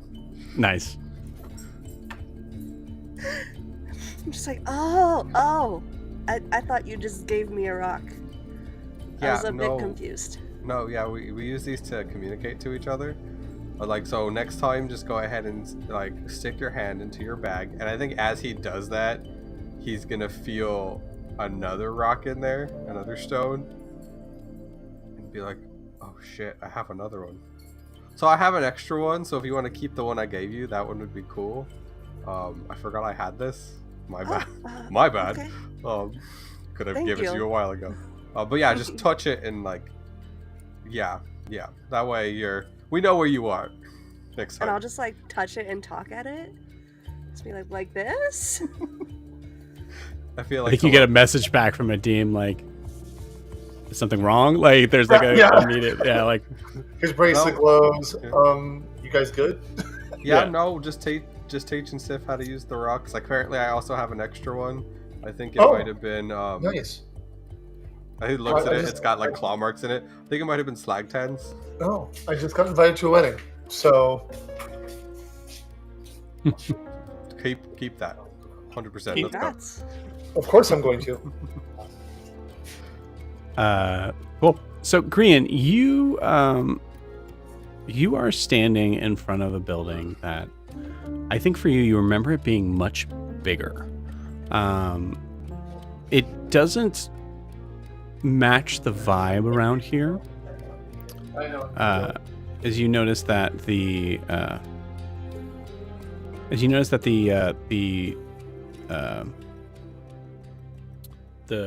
the buildings around with the North Warrens look very much like those like kind of like tall sort of tall thin buildings that kind of almost like, at this point you actually see like they look like they're kind of built and they're like leaning a little bit from just not built very well. But the compass itself you actually see is like fully like built like an extended large log cabin sort of thing, but having several floors up, completely made out of wood.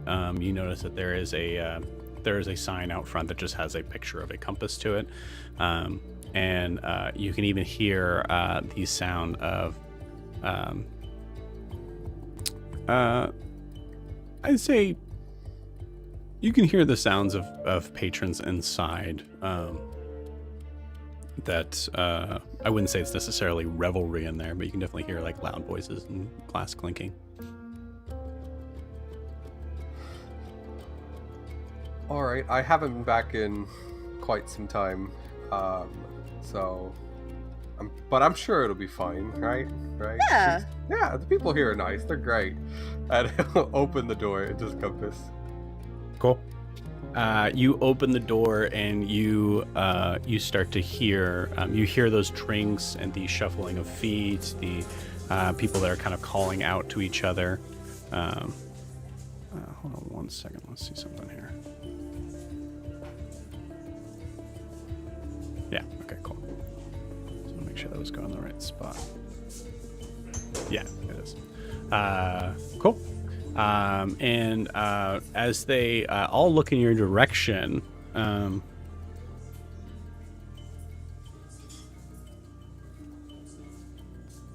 you see the first among them that seems to have just kind of gotten done with a very hilarious conversation, looks in your direction and goes, well, okay, I'll be here to start another bar fight, or? I think if I started a bar fight in here, Ida would kick my ass. 100%. Yeah, probably. All right, Frank. Well, I think it's best that you tell us exactly what you're doing here. I'm here to see Ada, just checking in with her, and probably find a nice comfy place to sleep. Last place we slept was not great at all. I mean, it was great hospitality there, beds, shite. You know what I mean? Sure. Well, I will be right back. I'll check in on Ida for you. Do me a favor, just stay right there. Appreciate it. Sure. You see him grab the arm of another like kind of like orcish gentleman, just kind of whisper in his ear, and you see them kind of like look in your direction, and you see him head off down the bar. I thought you knew these people. I think it's kind of like going to school with people. Like, they exist, but you don't know them, you know? There's a lot of people here. There's a big... Yeah. Okay. And, yeah. Grian, you also remember that this individual was there at that bar fight. Yeah. I was like, he there's also, I think he told us his name, right? Dirt. He told us or Tishian, I don't remember specifically. I think he kind of just announced it in the room. Great. I was like, I think that guy's name was Dirt. He was at the bar where we had the bar fight. I think you'll just see Greg go like, bar fight. And then, like, just to himself. Yeah. But he didn't fight. We didn't fight him. He was just kind of drinking and having his own thing. I mean, I don't think that there'd be a problem, right? Right? Yeah. I don't know. There's no reason for him to have a problem with us. We didn't start it. I feel like the two characters that are like, yeah, the world's great, are like... Yeah, I think like Sif and Green are having this conversation, and Sif is like, yeah, we didn't start it, and like you guys are both kind of like scanning the and you notice that like somehow word has gotten around, and you see a lot more kind of like eyeing you with their drinks and just like not looking welcoming at all. Hey, we didn't start it. I'll like yell into the bar. We didn't start it. But we finished it. Yeah, and like high five Sif. Does not help your case whatsoever at all. Absolutely happens though. Yeah, you do see a couple of them kind of like turn, just like go back to their conversation.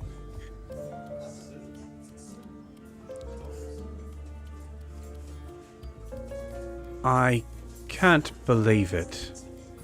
You have the fucking balls to show your face around here. As you see a short dwarven woman, clean-faced, comes walking out. You see that she is, I believe it's a hammer, right? Yeah. Has a hammer clearly represented on her back. She comes walking up to you, and you haven't seen Ida in a while. As you see her just... I thought I told you not to come back here.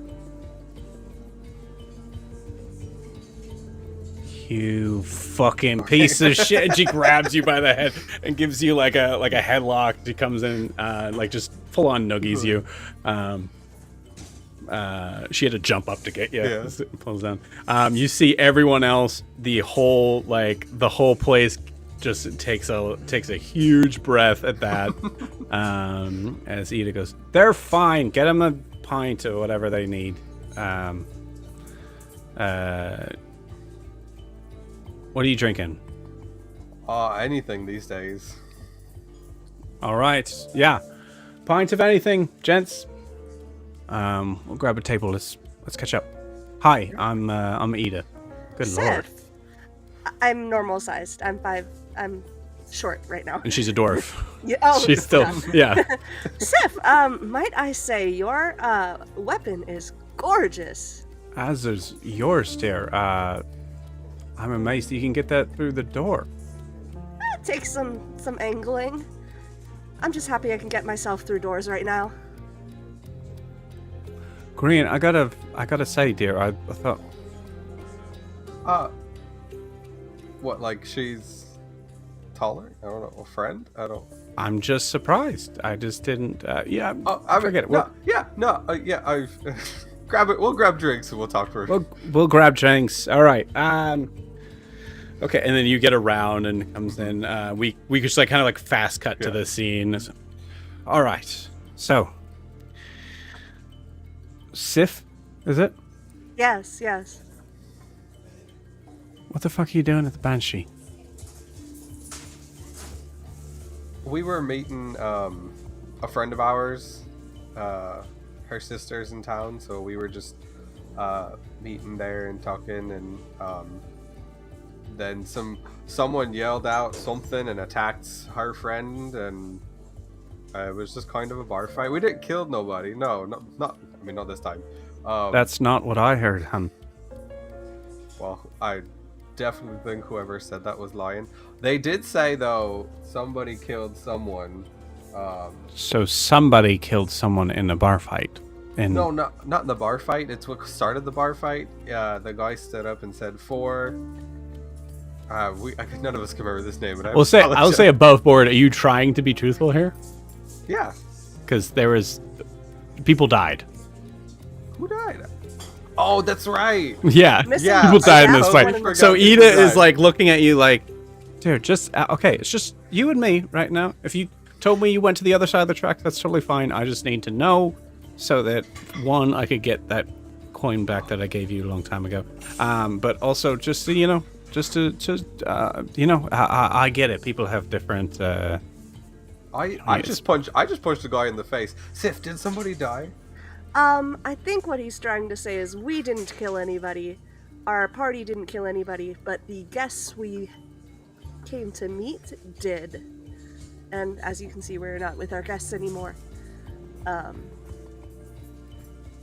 Yeah. Okay. It was unexpected. Just so you know, hun, in Dare's Wharf, the guests that you're with very much represent who you are.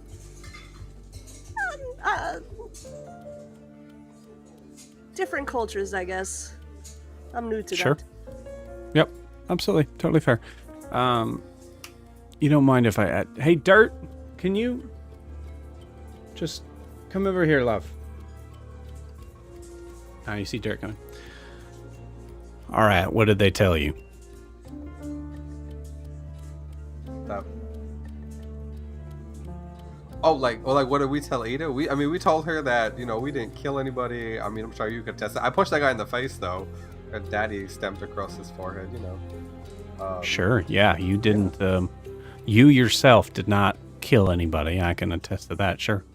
Your friends absolutely did. Or the Apparently, people yeah. you're with. I mean, we're with a few people. There's Adim, Ianthe, Titian, Bix, me and Sif. We actually, I haven't seen you. I got a dog. You see them both looking at you, and I think Grian is like, I love this as a character sort of thing, like Grian like not getting like, hey, what's up, dude? Like you just showed up here with people who are most likely known criminals that have killed people with many eyewitnesses, and trying to kind of get an idea of like your vibe as you're like, yeah, I have a dog now. I mean, I'll be honest, I was barely alive. I don't remember much. I'm sure that guy can tell you I looked like shit. I mean, honestly, all kidding aside, you handled yourself very well for someone who started the fight looking like they already were in a fight. Yeah, I had just gotten kidnapped and poisoned, and they're trying to stab me with stuff. Okay, things we didn't talk about before we got here, but we'll talk about that later, I guess. That's Dare's War for you. Quite the welcome party I've seen since we got here. Well, honey, it really depends. I don't know who I am now. Honey, try to be Ida. Honey, it really depends who you're associating yourself with. I think Grian can attest to this. I think we're just along for the ride. Yeah, we're really Kind of experiencing life as it comes towards us and going places and meeting people. So yeah, we really just passing through, and we just met our friend's sister at the bar. We were catching up. You see Dirt look at eating up. Yeah, the one I was talking about, Daphne. Yeah, that's Ianthe's sister. They look pretty identical. It's hard to not think that they're sisters, Yeah, Ida kind of gives a nod. You clearly see that Ida knows who Daphne is. I should tell you, I didn't even know she had a sister until that moment. I was very confused. Yeah, yeah. Okay. No. I mean, that's Okay. that's what we were doing. We were just catching up before going through. We're headed out to Mir? Yeah. Yeah, we're headed to Mir. So just kind of passing through. Meeting up with some friends. All right. Well, honey, I wish you the best of luck, and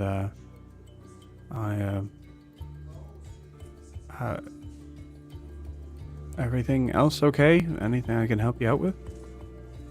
I mean, I saw Dr. Karan. He said, "Hey, go find this item." I went to go find it. Obviously, it took When me did you see Dr. Karan? A couple months after we spoke, and so it's been a while. About how long? Probably a couple months after the last time I saw you. So we'll say that you specify like way a long time ago since now. Yeah, it's been Right, probably okay, at least a couple years. Yeah. I'd say like, and again, I want to be very clear on this. Like, natural sort of insight. Ida's really concerned about you. Like, Ida thinks that you're now a criminal. That's truly like, Ida thinks you've kind of crossed over. That's the look and the vibe that she's given you.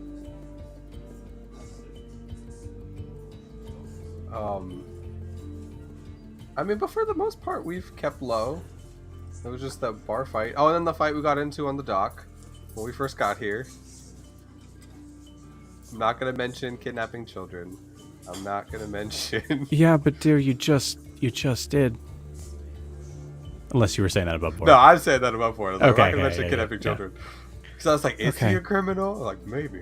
I don't know. Yeah, I mean, Well, there was just a couple fights we got into. But that's really it. First one wasn't our fault. Technically, the second one wasn't either. But all right. Well, unfortunately, all I can say right now is that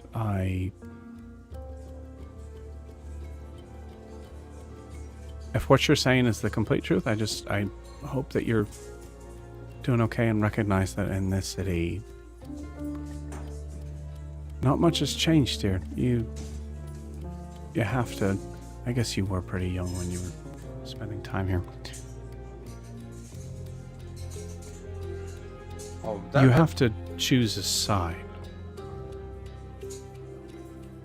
We're about as close as we get to the middle ground, but only because we don't adhere to certain powers that be on the good side of the fence.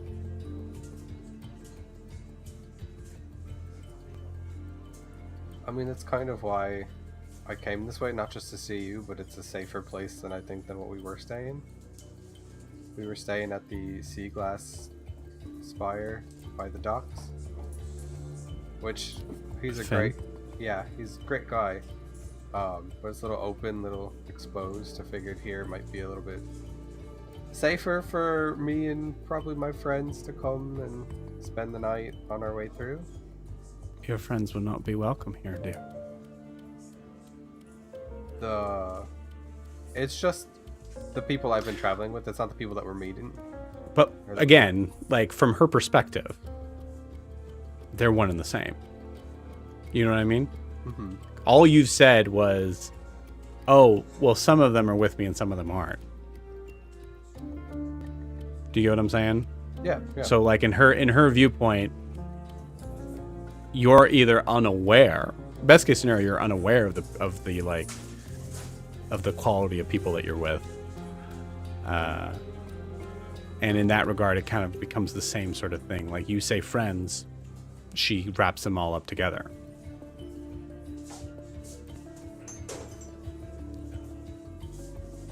Well, I guess I could. Go ahead and roll a persuasion check. Been rolling like dog all night. Okay. It's a 17. 17. I guess you could, you and your Friend. Can spend the night here tonight. Can our... And I'll kind of look at Green. I'm like, I don't know how to say this safely or what the proper term is, so I'm like, adopted daughter stay here as well? She's about 5 years old. She won't cause any trouble. Oh, yeah, of course. Yeah, please. Where's she now? At the Sea Glass Spire. With a with family Finn. member. And Finn. Okay, good. Yeah, of course. Yeah, she's more than welcome here. She? Yeah. Yes. Okay. Oh, you said daughter. Yep. Yeah. Be happy to look after. What's her name? Alyssa. Alyssa. Okay. Alyssa? Yes. Is that what you said?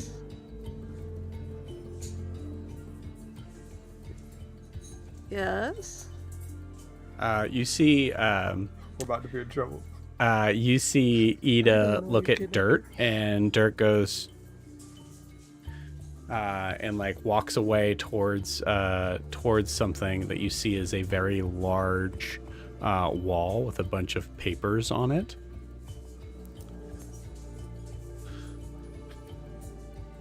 Korean there grabs a paper from Dirt. Is this her? As you see a wanted missing child named Alyssa, with a like, if information, please contact. I will look at Grian, stunned and confused. What did you do? And with that, we're gonna end tonight's session. We'll see you guys in a week. Bye bye.